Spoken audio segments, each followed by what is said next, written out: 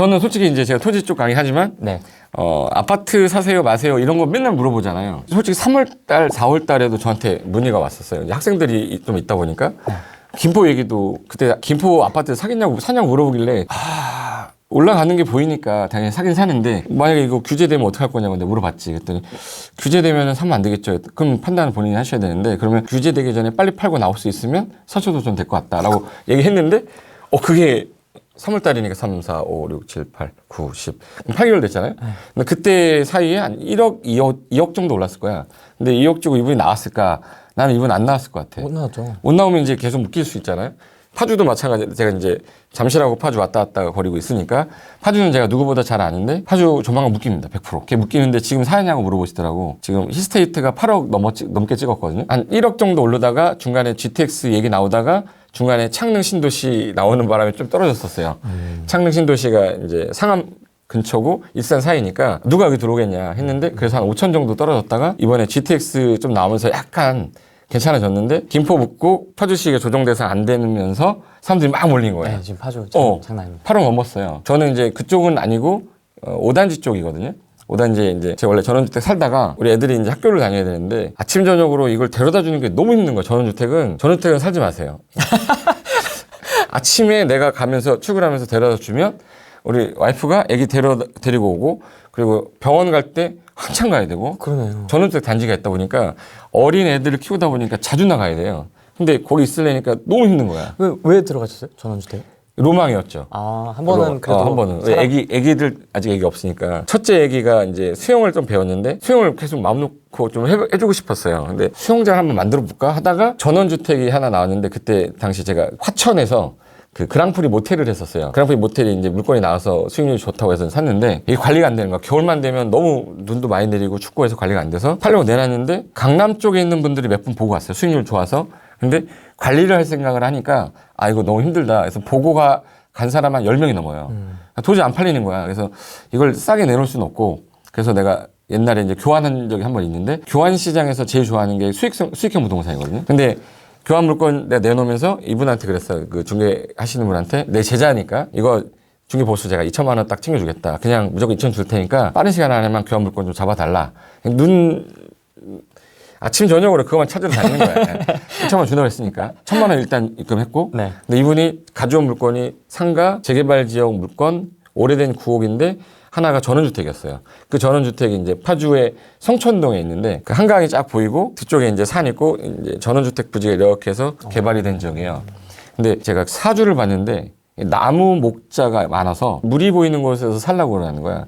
근데 그게 확 지나가면서 그 집을 딱 봤는데 물이 한강이 딱 보이니까 이거 게다가 이제 딱 배산임수. 배산임수에다가 이거 괜찮겠다 해서 얘를 교환한 거예요. 그러면서 이제 수영장도 만들려고 땅 파는 거 설계도 해보고 애들 뭐 그네도 만들어 놓고 다 해봤어요. 근데 선배님이 내 아는 큰 아는 선배 형이 물어봤지. 그 수영장 하니까 좋냐고 애들 잘 하냐고 했더니 딱 2번 하더라 그러더라고. 수영을 딱 2번 하는 거야. 이게 물 집어넣고 빼고 온수 빼고 하는 게 장난 아니라는 거야. 거기까지 생각을 안 해봤어요. 그래서 그럼 안 되겠다 해서 그 설계하던 거 딱 집어치우고 그쪽에 자갈 깔고 내 강아지 그 말라뮤트라고 큰 강아지 있거든요. 큰 거. 저만해 돼지같이 커요 이따만해. 근데 그게 키우면서 이제 살고 있었는데 겨울이 됐는데 파주잖아요. 파주를 우리 보통 파베리아라고 하거든요. 애들이 항상 코가 나와 있어. 문을 열고 들어가면 아빠 어딨어요? 막 이러는데 얘네들이 맨날 병원을 다녀요. 이비인후과를 다니는데 이게 너무 힘든 거예요. 중간에 연락가지고 응급실 가고 왔다 갔다 하는데 이거는 가까운 근거리에 병원이 없고 하니까 이게 전원주택 생활이라는 것보다는 삶이 힘들더라고요. 애기들 키우는 것도 그렇고 해서 안 되겠다 싶어서 이제 여기를 전세 주고 학교를 막 찾다 보니까 초등학교가 단지 근처에 있는 데가 5단지더라고. 그래서 운정역 있고 야당역 있거든요. 네. 그때 당시 야당역이 아직 안 들어왔을 때였고 알아보니까 야당역이 개설된다는 얘기도 있길래 그때 당시 마이너스 피가 붙었던 아파트였어요. 5단지가. 그게 5억 6천에 분양했는데 마이너스 4억 얼마였었어. 1,000만 원 입금하고 나머지 후불제였기 때문에 뭐 당장 돈을 내가 구해야 되는 입장도 아니었기 때문에 그냥 했는데 그 아파트 딱 들어가고 나서 애가 콧물이 없었어. 그러니까 전원주택에 사니까 공기는 좋은데 애가 건강해지는 것보다는 항상 이제 시골에서 사는 그런 느낌보다 이제 따뜻한 데로 오니까 또 이제 잔병치레는 좀 생겼어요. 근데 편한 거야 부모가. 애들 키우기에는 제일 좋은 게 아파트구나. 근데 그때 딱 느끼면서 그 아파트가 지금은 이제 GTX 뭐 운정하면서 투자로 한 게 아니었어요. 그래서 딱 했는데 걔가 지금 7억, 8억까지 간 거야. 그러니까 이제 내가 이걸 투자로 한 게 아니라 그냥 살기 위해서 그냥 산 건데 기회가 좀 좋아서 산 건데 이 아파트 파주는 아파트 가격이 안 올라 이게 대부분 사람들 인식이잖아요. 네. 근데 오를 정도의 위치는 아니었지만 그래도 떨어지진 않을 것 같다 하고 시작을 했는데 운정력 있고 GTX 들어온다니까 그래도 뭐 플러스는 되겠지라고 생각을 하고 그래 들어간 건데요. 생각보다 많이 올라간 거지. 그리고 저희 집이 좀 약간 분양이 안 됐던 이유가 큰 평수라 분양이 안 된 거였었거든요.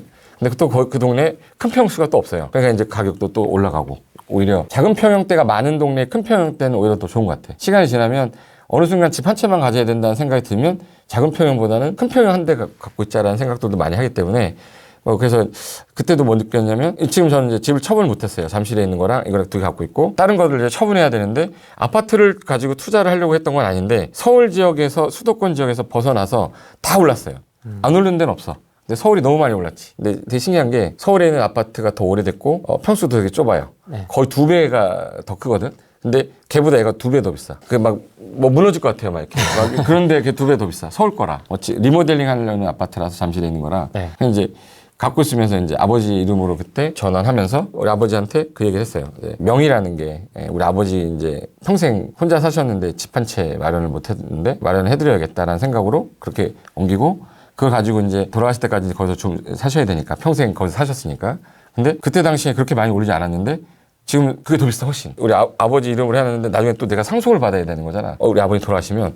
그리고 나 그때는 그 생각을 안 한 거예요. 상속 생각도 안 했고 단순히 이제 아버지 이름으로 좀 만들어 드리고 싶었기 때문에 근데 그렇게 했는데 나중에 생각해 보니까 부동산을 하는 사람이 상속 생각도 안 하고 아버지한테 이름으로 하고 아버지한테 집을 사드린다는 것 자체가 나는 즐거움이라고 생각했는데 나중에 한참 뒤에 생각해 보니까 부동산 투자를 잘못하고 있는 것 같더라고.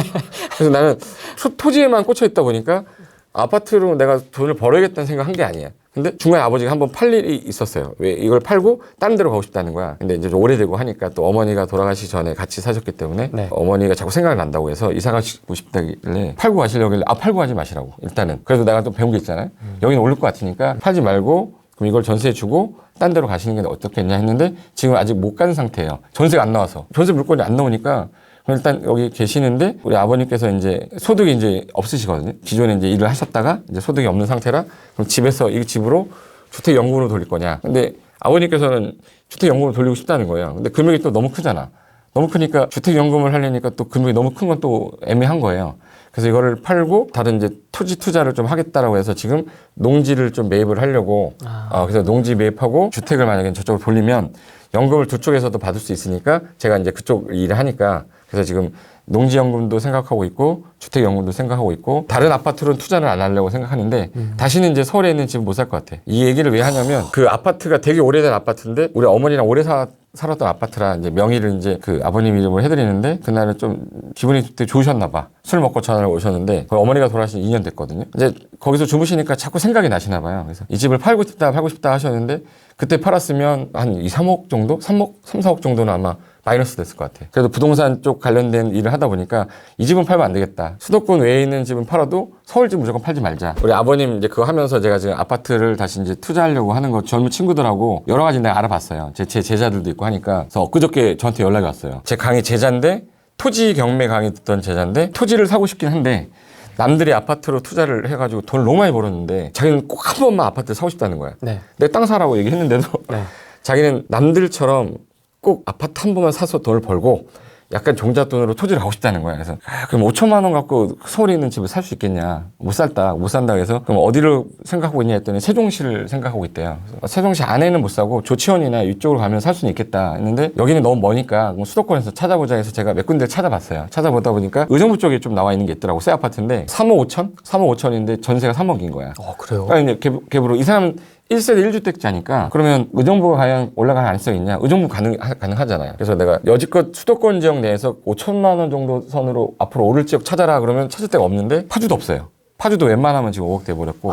미쳤다 진짜. 근데 이제 의정부가 있더라고. 그 택지개발지구에 있는 모 아파트인데 3억 5천 정도니까 5천만 원 있으면 갭 투자를 일단 사니까 등기 비용 포함해서 네가 다 한 6천 정도만 마련해라. 해서 그거 사고 나서 아마 의정부가 그 정도면 제 생각에는 이 문재인 정부가 끝나기 전까지는 올라갈 거거든요. 5억 정도 선까지 되면 그럼 거기서 조금 맞춰서 비과세 받고 아직 결혼 안 했으니까 그거 가지고 토지 쪽으로 한번 해봐라라고 했는데 지금 아마 지금 알아보고 있을 것 같아요. 오늘 아마 보러 간다고 그랬으니까 의정부에 그런 물건들이 있으니까 내가 소액으로 아파트를 좀 투자하겠다 그러면 글로 가도 되는데 제가 토지 물건을 하나 소개시켜줬어요. 조치원인데 이 조치원 앞에 개발이 되는 신도시 개발 지역이 있는데 바로 앞에 도로 라인으로 이게 새로 개설되는 도로가 있거든요. 도시계획 도면에 보니까 나와 있더라고요. 그래서 이쪽에 매물 나온 게 하나 있어서 이거 한 7천 정도 되는데 대출 좀 받으면 5천으로 사겠다. 그래서 이걸로 해가지고 한 3년 정도 묶여놨다가 나중에 도로 개설되는 거 확정이 딱 되면 건물을 짓든지 아니면 형질병을 인허가만 받아라. 인허가 받는 건 내가 도와주겠다. 그래서 그것까지 하고 이 물건 한 5년 정도 되면 세종시가 지금 집값 제일 많이 올랐고 땅값 네. 제일 많이 올랐잖아. 네. 그게 저는 그래요. 항상 못 먹어도 부잣집 옆에 있어야 된다는 말이 맞다고 생각하는 게 얘가 오르면 이 옆에 있는 것 중에서 괜찮은 놈이 같이 올라가잖아. 근데 세종시는 계속 올랐는데 세종시 위쪽에 하고 서울하고 라인 쪽에 보면 조치원이 아직까지 저평가된 게 되게 많아요.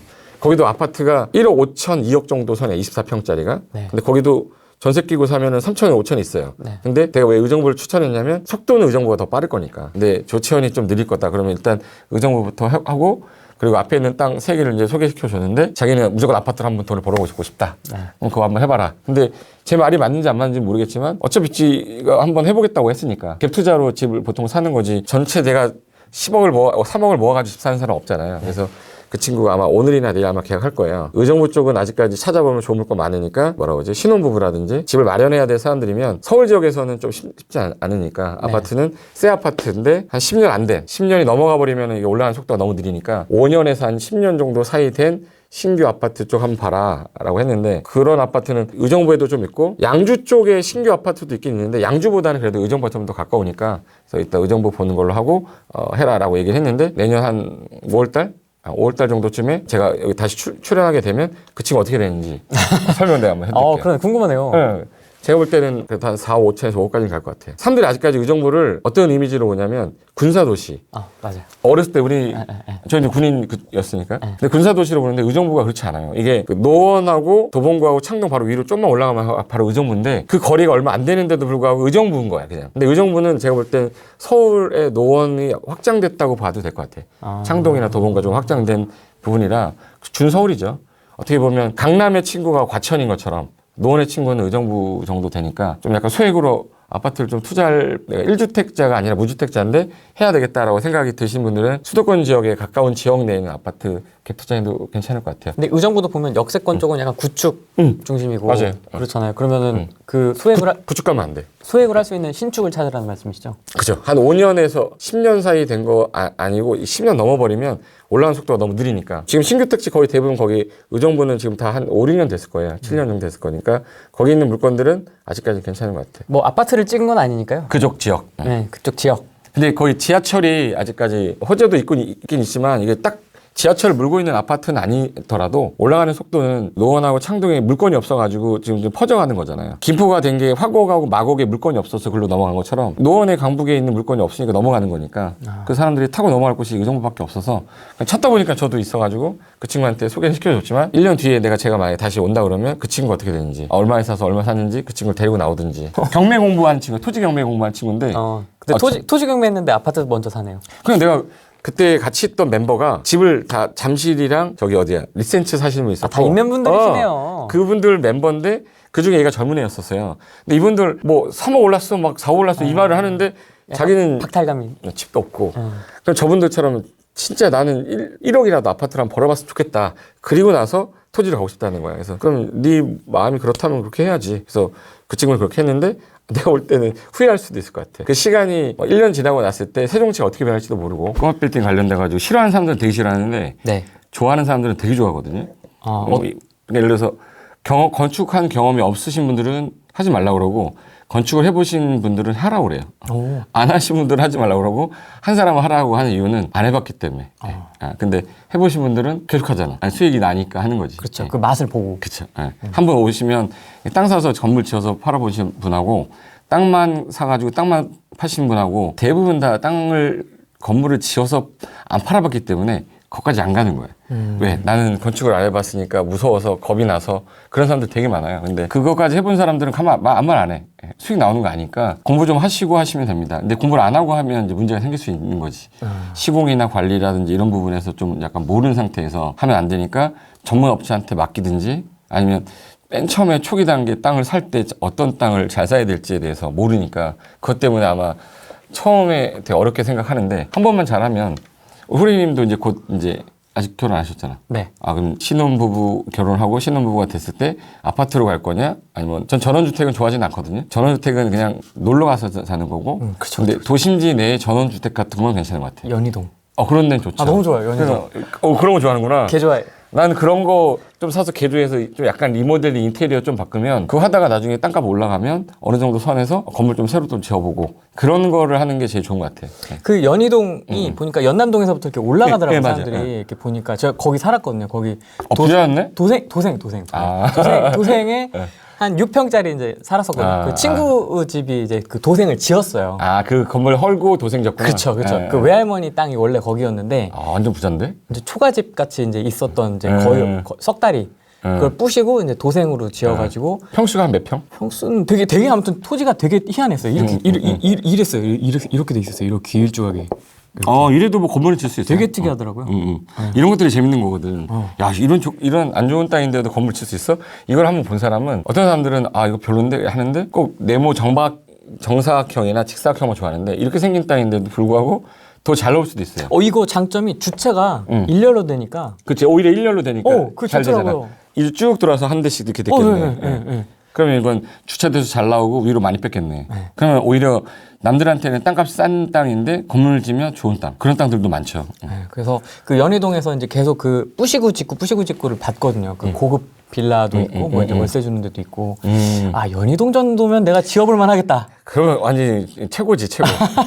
그런 땅을 못 사니까. 서울에서 평당 한 3년 전만 해도 한 2천만 원 이하짜리 땅도 많았어요. 근데 지금은 강북도 2천 이하 땅이 거의 없어요. 강북이나 이제 좀 가면 좀 위쪽에 저기 도봉구 쪽에 가면 좀 있기는 도봉구도 지금 2천이 넘어서 옛날에는 한 1,500, 1,700 정도 하는 거는 수익이 좀 많이 나왔어요. 근데 지금은 일단 원가가 올라가 버리면 수익률이 떨어지니까 그래서 사람들이 다가구주택 뭐 이런 거 짓는 거 하지 말라고 하는 사람도 있는데 그 와중에도 좋은 땅들이 있어요. 근데 그런 걸 못 찾으니까 사람들이 이제 하지 말라고 하는데 지금까지 건축을 하고 있는 사람들은 왜 하겠어? 돈이 되니까 다 하는 거거든. 주변에서 이제 공부하러 오시는 분들이 갖고 있는 땅들이 많아요. 대부분 자기가 땅이 있는데 오래된 노후주택이 있어. 제가 지난주에 디벨로퍼 강의가 끝났거든요. 12주짜리예요. 12주짜리인데 거기 오신 분이 한 55명인데 3분의 1은 거의 다 자기가 집이 있는 사람들이에요. 그러니까 노후주택. 빨간 벽돌. 그렇죠. 빨간 벽돌. 2층 뭐 이런 거. 그런 집이 있는데 이거를 팔 거냐 아니면 리모델링 할 거냐 철거하고 새로 짓 거냐 이거에 대한 관심이 꽂혀 있는 사람들이라서 그래서 이제 땅을 제가 다 받았죠. 몇 개씩 받았는데 한 4분 정도 받았는데 2개는 정말 좋은 거예요. 2개는 좀 애매하긴 한데 이 사람 땅이기 때문에 이 사람은 자기 돈이 안 들어가잖아요. 그러니까 이 사람 수익이 나오는 거야. 그쵸. 근데 이거를 산 다음에 짓는다 그러면 이거는 이제 수익이 안 나오는 거야. 근데 이미 이 사람은 땅값만 한 15억 정도 되는 땅을 이미 갖고 있기 때문에 이 사람은 이제 수익 들어가는 게 없잖아요. 대출 빼가지고 지면 되니까 이 사람은 수익도 나오는 거야. 근데 이거를 사고 나서 땅을 사고 철거하고 짓는 사람 입장에서는 수익이 안 나오는 물건인데 근데 기존에 갖고 있던 분들은 할만하죠. 해볼 사람들은 있는 사람들. 막 해야 될 사람들은 서울 시내에서 좋은 땅 골라야지. 땅이 없는 상태에서는 뭐 어떻게 해야 됩니까? 저 연희동 하고 싶은데.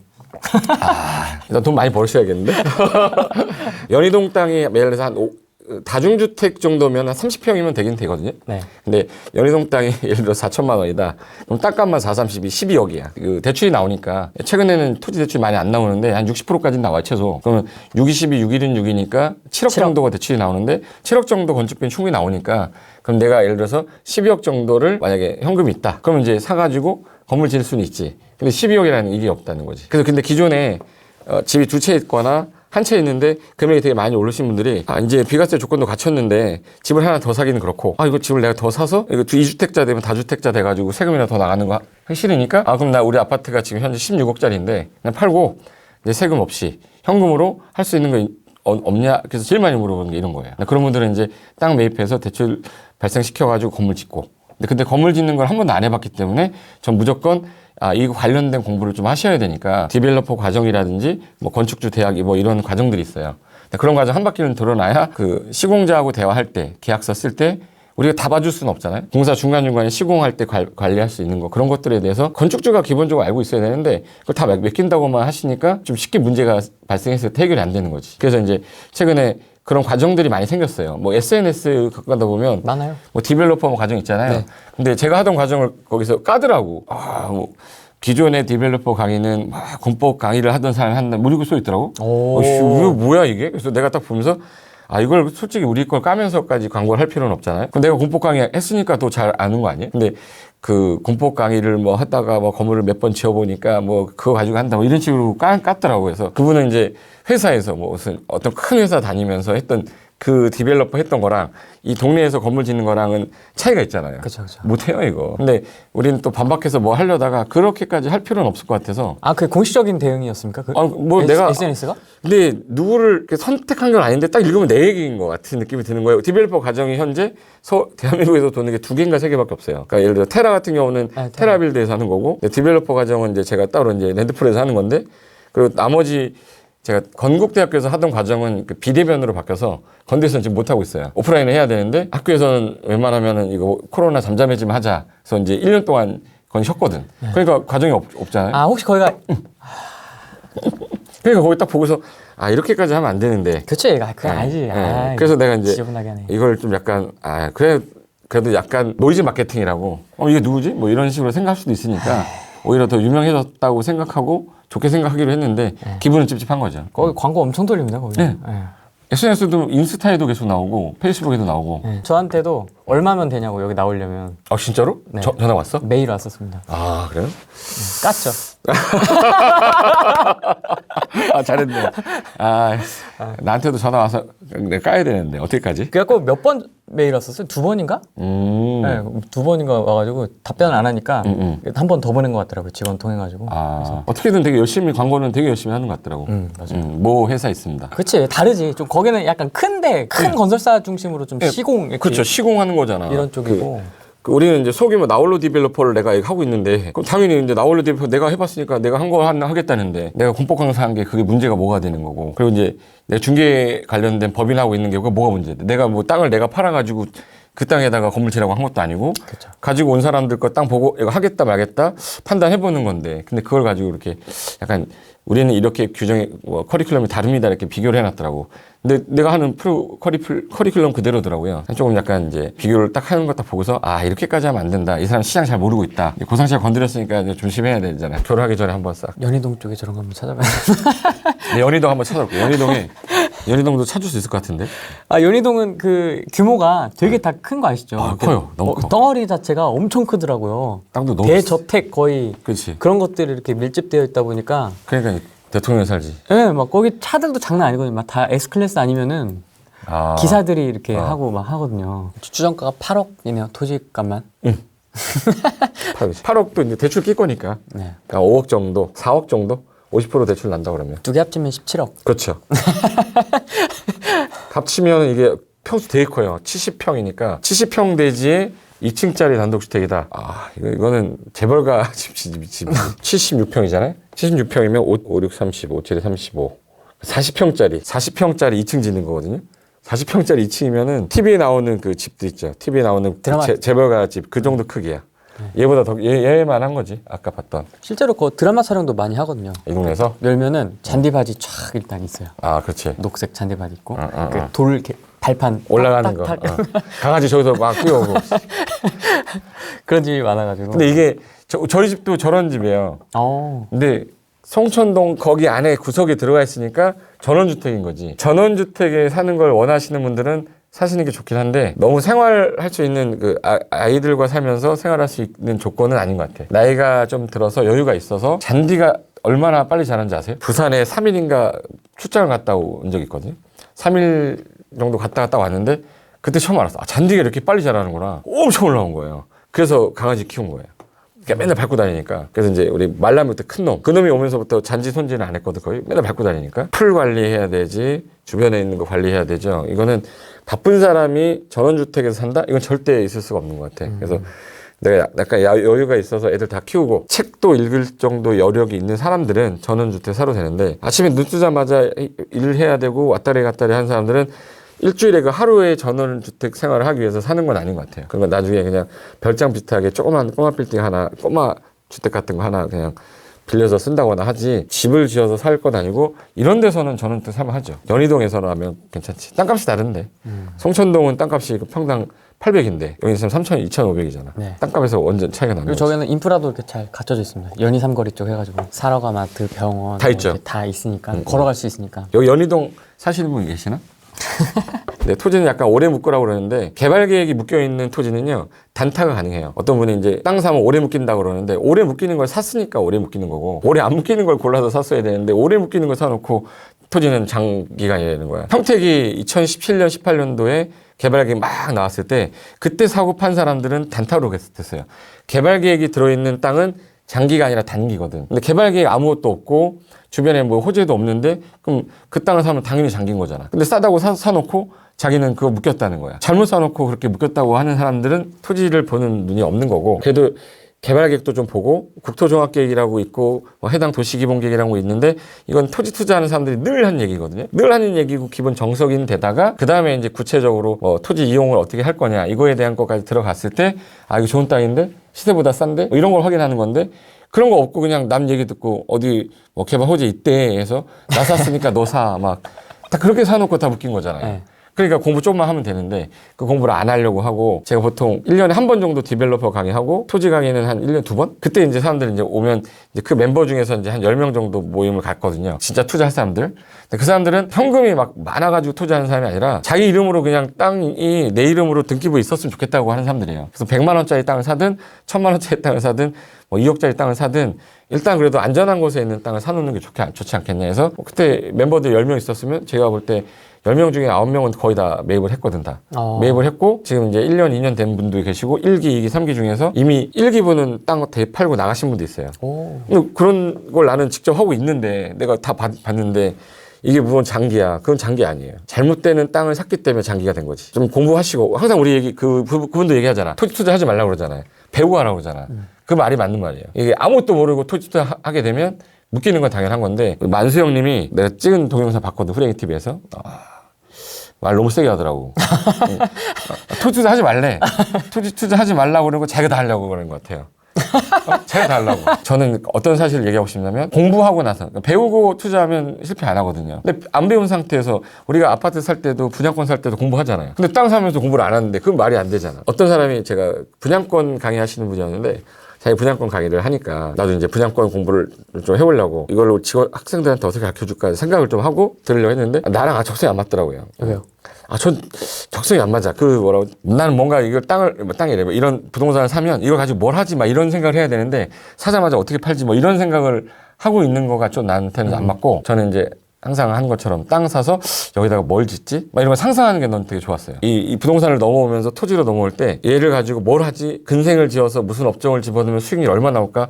이런 걸 상상하는 게 넌 너무 재밌어서 이게 천성으로 맞는 것 같아. 근데 그쪽 분야에서는 잘하는 사람한테 부탁해서 나오면 그냥 사지 뭐 이렇게 하는 걸로 하면 되는데 토지는 내가 공부를 안 하면 할 수가 없어요. 누굴 믿을 사람도 없고. 그래서 그분한테 물어봤지. 좋은 물건 나오거나 있으면 연락 주세요. 그럼 연락 와요. 그럼 사면 되는 거 아니야. 그 사람을 믿으니까. 근데 그런 사람들을 믿고 나는 하는 거고 토지는 믿을 사람이 없더라고요. 누구한테 물어봐도 내가 아는 거나 그분이 아는 거랑 비슷하긴 한데 내가 보는 눈이 다 다르는 거야. 저 사람이 보는 눈도 다르고 그래서 나는 계속 공부하고 있는 거고 강의하면서도 개정되는 부분이 나오면 개정되는 것 때문에 돈이 되는 게 되게 많아요. 이 법이 바뀌는 바람에 투기과열지구 지정 요건 바뀌고 해제 요건 바뀌면 어느 지역 아파트가 해제 요건에 해당되면 조만간 해제되겠구나. 농업지능지역이 해제되겠구나. 그게 보이면 이건 이 땅값이 올라간 게 보이는 거야. 그러니까 이게 공법은 단순히 어떤 수험을 위한 공부도 있지만 실무를 위한 공법도 많기 때문에 그냥 자격증을 위해서 공법 공부하는 거 말고 그냥 공부를 위해서 투자를 위해서 공부하는 것도 나는 꼭 한번 해보셨으면 좋겠어요. 제일 어떻게 보면 실생활에 적용이 되는 부분이 큰 게 공법이잖아요. 그쵸. 근데 제일 짜증나. 보고 있으면 짜증나잖아요. 제가 자격증 따지 않았어요? 1차 하고 2차 이제 하다가 뻘짓하는 바람에 안 봤죠. 자격증을 안 따도 공법만 그냥 좀 약간 토지 관련된 거 국토기획법이라든지 농지법하고 택지개발促진법 이런 것들은 봐두면 다 나중에 토지를 가지고 이용할 때 써먹을 때가 있어요. 건축법이랑. 근데 이제 그런 것들을 아예 모르는 상태에서 해도 상관은 없는데 많이 알면 아는 만큼 보이기 때문에 실패도 좀 덜하는 거지. 들어오신 분들이 연령대가 있으실 것 같긴 한데 토지로 자연스럽게 넘어왔고요. 그렇지. 구 교수님도 같은 얘기죠. 똑같은 얘기야. 그렇죠. 그러니까 구 교수님은 구 박사님은 이제 약간 보수적으로 얘기를 해요. 안 다치게끔 하려고 최대한 그 이제 하지 마라. 어지간하면 그치. 하지 마라. 이제 웬만하지 이런, 마라. 이런 뉘앙스고. 공부하면 안 어렵거든요. 아 그래요? 예, 다른 사람들이 잘 봐요. 10명이 여기 덤비고 저기 아파트는 10,000명이 덤벼. 10,000명에서 1명이 살아남는 거다고 100명이 살아남는다 그러면 토지는 10명 중에 1명만 살아남는 게 아니라 10명이 다 살아남아요. 아 그렇습니까? 근데 이걸 뭐라고 얘기해? 이거 투기라고 생각하시니까 그러는데 토지는 투기라고 생각하시면 안 되고 정말 토지 개발이라고 생각해야 돼. 이게 디벨롭이라고 생각해야 되는데 디벨롭. 대한민국에 앞으로 어딘 지역이 신도시가 들어온다. 신도시가 들어오면 그 라인으로 도로가 깔리는 게 이미 결정이 돼 있어요. 도시계획에. 그 라인으로 붙어있는 땅은 100% 무조건 개발이 돼요. 나중에 용도적도 바뀌고. 근데 그거를 단기간에 안 바뀌어지니까 눈에 안 보이는 건데 나중에 시간이 지나서 10년이 지나서 보면 이렇게 용도지역도 바뀌어 있고요. 옆에 막 그 건물들 막 져 있고 막 이래. 나는 그거를 20년 넘게 봐왔잖아요. 봐왔기 때문에 확실한 거 아니면 안 하기 때문에 아까 전에 말씀드렸던 조치원에 있는 그 라인도 확실한 거기 때문에 5천만 원이면 큰 돈이잖아요. 그 친구가 평생 번 돈인데 그걸 내가 아무데나 하라고 할 수는 없잖아요. 그래서 나도 알아보고 내가 만약에 네가 안 사면 내가 산다? 나도 그 정도로 얘기했어요. 근데 그렇게 했는데도 고민하더니 아파트 한 번만 사보고 하겠다. 그렇게 하는데 뭐 어쩔 수 없죠. 그 물건은 이제 다른 분한테 소개시켜줬고 그래서 저도 이제 쟤도 총알이 한계가 있잖아. 뭐 내가 총알이 엄청나서 내가 대한민국의 엄청난 부자라서 이것도 사고 저것도 사고 하면 좋은데 어차피 나는 이만큼의 파이가 있는 거에서 묶여있기 때문에 더 살 수 뭐 생기면 또 사겠죠. 더 사고 싶어도 못 사는 상황이기 때문에 그냥 좋은 정보 있으면 내가 좀 잘 아는 지인이면 전 소개시켜 주거든요. 제 친구 중에 변호사 있는데 친한 친구야 진짜. 안 사요. 나를 못 믿겠다는 거야. 그래서 이걸 얘를 어떻게 설명해야 되지? 그래서 좀 약간 힘들게 살았었어요. 되게 힘들게 살았고 변호사가 되고 나서 결혼도 이제 평범한 사람과 결혼했기 때문에 변호사인데도 불구하고 좀 궁핍하게 좀 살아. 나는 이제 도와주려고 한 건데 서울에서 집을 아직까지 못 샀어요. 우리 나이 때가 이제 40대 중반이면 그래서 웬만하면 서울에 집 한 채 정도는 가질 정도의 직위에 있는 애거든. 그 정도면 장기간 했는데도 구하지 못했어요. 부모님 모시고 뭐 하느라고. 더 잘 되라고. 여윳돈 좀 있으면 좀 괜찮은 거 있으니까 한번 해봐라 했는데 여윳돈이 있어도 못 하는 거야. 친구라 못 믿는 거야. 친구라 못 믿는 거야. 그냥 내가 아무리 잘나고 내 대통령이도 친구끼리는 대통령은 아닌 거잖아. 그러니까 내 말을 안 믿고 오히려 이제 아파트 이제 사야 되는데 청약을 넣어야 되는데 뭐 이런 거 물어보더라고요. 그래서 방법을 알려줬죠. 청약 어떻게 하고 웬만하면 어느 쪽으로 넣을 건지 지역 선정하고 한번 넣어보고 안 되면 또 다른 집 어디 넣어라. 이런 거는 내가 해줄 수 있어도 조금 더 많이 재테크를 할 수 있게끔 도와주려고 했는데도 불구하고 남들은 나한테 콘서트에 돈 내고 받으려고 하는데 너는 왜 그러냐 했더니 자기 생각해보겠대. 와이프랑 얘기해보겠대. 그 얘기는 못하고. 네, 그거 같아요. 도움 주려고 해도 안 받는 사람은 안 받고 진짜 이제 그 도움을 받고 싶어서 오시는 분들은 내가 몇 마디 한마디에 그냥 막 움직이시는 거야. 그건 나도 되게 불안한 거잖아요. 그 사람의 인생을 망가뜨릴 수도 있는 거니까 되게 불안한 거라 토지는 쉽게 어디 사세요라고 얘기 못 해요. 3억 5억 단위가 들어가고 많이 묶일 수도 있는 건데 그 부분을 신중히 선택하시고 현재 분산해서 좀 투자도 좀 하시고 그래야지 나중에 레버리지도 일으킬 수 있으니까 그렇게 해서 이제 분산을 해주는데 내 토지를 많이 하다 보니까 사람들이 토지는 약간 사기성 있다고 생각하잖아. 절대 사기성 있는 거 아닌데 이미지가 그렇게 돼버린 것 같아요. 그래서 제가 책을 쓰다가도 공법 관련된 책을 쓰다 보니까 이게 책 원고 이만큼 써놨는데 개정이 된 거야. 그다음 이거 출판하려고 그랬더니 개정된 거 또 넣으려고 그랬더니 어느 순간 짜증이 나기 시작한 거야. 그래서 개정이 안 되는 부분만 빼가지고 책을 쓸까? 막 그래가지고 이제 김종률 대표 있죠. 김종률 대표나 뭐 구만수 대표나 다 이제 토지 책을 쓰셨잖아. 진짜 사람들이 봐야 돼. 아주 기초 초보자들이 알아야 될 부분에 대한 책은 제가 한번 써보려고. 바뀌지 않는 범위 내에 있는 것들. 그다음에 이제 토지를 투자해서 성공한 사람들도 있지만 실패한 사람들도 많아요. 저도 실패도 했었고 묶여가지고 좀 약간 문제가 됐었던 것도 있었고 솔직히 다 잘 되면은 그 사기꾼이에요. 뻥 치는 거야. 토지해가지고 다 부자 됐다 그러면 다 샀지. 안 되는 경우도 있고 그러니까 신중하게 이제 생각해야 된다는 건 정확히 알고 있으니까 이제는 그런 실수는 안 하게끔 정도만 배워두면 전 충분히 토지 쪽에서도 지금 사람들 많이 문의 오잖아요. 토지는 따로 개인적으로 사본 적 있어요? 아니요. 한 500만 원 정도 되는 토지 사본 적 없죠? 네. 그럼 500만 원 주고 땅을 살 수 있을 것 같으세요? 500만 원이요? 괜찮은 걸 살 수 있습니까? 있어요. 500만 원짜리. 500만 원짜리 땅도 있어. 근데 지분으로 사람들이 생각하는데 이런 건 어떤 거냐면 공매 물건 갖고 나다 보면은 제가 한 달에 한 번 정도는 들어가는데 공매 물건 중에서도 공매가 나오는 거는 국가가 세금 안 내서 압류해서 들어온 물건인데 그 물건들은 좋은 물건들이 아니에요. 다 안 좋은 물건들이야. 근데 그 와중에 껴있어요. 좋은 물건들이 가끔가다 껴있는데 금액이 이제 500만 원대 정도 되면 수도권에서는 없고 수도권에서 밑으로 내려가면 약간 충청남도 아니면 전라북도 이쪽에만 가도 김제 뭐 이런 데 있죠. 김제 뭐 부안은 좀 그래도 좀 비싼데 김제 쪽은 아직까지는 저평가된 지역이 많아서 거기에 도로가 이렇게 붙어 있더라고. 근데 이쁘게 생기진 않았어요. 길다랗게 생겼어. 그래서 도로에 이렇게 생겼는데 길다랗게 생겼는데 이게 쪽에 IC 쪽이 나오는데요. 여기 농지야 여기가. 근데 제가 볼 때는 나중에 여기 이렇게 길다랗게 생긴 부분에다가 근생을 져서 내가 영업할 수 있는 근생 있죠. 그 져서 충분히 나오겠더라고. 이게 500만 원이면 건축비를 많이 안 들이고도 나중에 근생 하나 지을 수 있겠다. 근데 내가 그쪽 지역에 거주하는 사람은 아니기 때문에 그럼 그걸 놓고 임대 받아서 월세 받아도 되는 거잖아. 임대해주고. 근데 그런 것들이 이제 나는 보일 때가 있어요. 그래서 물건도 내가 몇 가지 아까 보여주려고 그랬는데 여기 이제 5평 몇 평짜리냐면 28평짜리 땅이었어요. 이게 90만 원에 나왔던 건데 제 제자분이 이거 사야 되냐 말아야 되냐 고민 막 하다가 이 땅 보니까 코너인데 이렇게 코너인데 들어가는 삼거리에 있는 요 코너에는 삼각형이라서 건물 짓기 좀 애매하잖아요. 네. 근데 가만히 생각해보니까 이 동네 주변에 슈퍼가 아무것도 없더라고. 그러면 여기다가 근생이라도 한번 접으면 괜찮겠다 그래서 그때 당시에 2,500만 원 주고 산 거거든요. 매입 전에 항상 여기만 보면 안 되고 전체적으로 다 봐야 되잖아요. 그래서 여기 토지를 파주 운정 신도시 쪽이고 밑에가 이제 덕이동 그리고 이쪽에 이제 일산에 무슨 큰 마을 현대인가 아파트 있는 단지거든요. 근데 자유로 타려면 요 라인으로만 쭉 가야 돼요. 가야 되기 때문에 요 코너에 있는 거라서 괜찮을 것 같아서 매입하십시오 해서 금액도 비싸지 않았기 때문에 그래서 계획관리 지역에다가 성장관리 방안 수립 지역이었기 때문에 건폐율이 40을 넘게 받아낼 수 있거든요. 그럼 이제 평수가 93제곱미터면 28평이에요. 28평 정도 삼각형으로 됐기 때문에 이쪽을 주차장으로 빼고 최소한 짓게 되면은 48에 32, 428, 11평. 11평 정도 되면은 딱 슈퍼 나와요. 10평에서 12평 정도니까. 그래서 이 땅에다가 여기 요 땅이었거든요. 28평짜리 땅이에요. 그러니까 논밭이에요. 그저 2,500만 원이었단 말이야. 맨 처음에 이제 투투 슈퍼였는데 지금은 GS로 CU로 바꿨거든요. 월세 얼마나 잘 나오는데. 예. 이거 괜찮다. 네. CU. 근데 사람들이 생각하는 거는 28평 갖고 뭐 하냐는 거야. 근데 사람들은 그냥 저 땅을 샀다가 땅을 팔 생각만 하니까 나는 2억 주고 샀으니까 난 3억에 팔아야지 이 생각을 하니까 토지를 재미가 없는 건데 2억 주고 샀는데 내가 비용을 5천만 원 들이면 3억에 팔겠다 아니라 2억에다가 5천만 원 들여서 4억에 팔겠다로 가야 되는데 나는 가만히 있어서 3억에 팔려니까 안 팔리는 거거든요. 그래서 CU 딱 저거 지어놓고 난 다음에 여기서 월세가 지금 최소한 나오는 게 80에서 90이 나오는데 그 2,500만 원에다가 건축비도 얼마 안 들어요. 컨테이너로 돼 있기 때문에 컨테이너 형태면 이걸 이제 새걸 안 사고 중고로 사면 1,800만 원 정도 되면 이동식 컨테이너 갖다 놓을 수 있거든요. 그러면 이제 총 들어간 비용이 4천에서 5천밖에 안 들어요. 5천만 원 들어가지고 매달 90만 원 받고 올리면 100만 원까지도 받을 수 있는데 그 나중에 1년이면은 1억 1천만 원이잖아요. 그럼 이런 정도의 수익이 나올 수 있는 데가 별로 없단 말이야. 근데 이게 이런 땅들이 대한민국에 한 개 있겠냐고. 진짜 많다고. 근데 그거를 내가 보면서 이거는 해본 사람이 맛본 사람만 계속하는 거예요. 그리고 이 얘기를 그 사람이 해주나 안 해주지. 그래서 건축비가 평당 280만 원 들었거든요. 좀 약간 이 평당 크기가 작기 때문에 2,800 정도 든 거예요. 컨테이너? 식으로 해도 들어오네요, 세입자가. 막 정상 그런 건물을 복잡하게 막 그런 걸 생각했는데. 저 만들어져 있어. 근데 보여줄게요. 이런 형태로 돼 있어요. 요즘에 다 이 컨테이너 갖다 놓은 거야, 이게. 컨테이너 하우스예요. 그러니까 위에 지붕만 갖다 놨지 컨테이너야, 다. 이 정도면 할 만한데.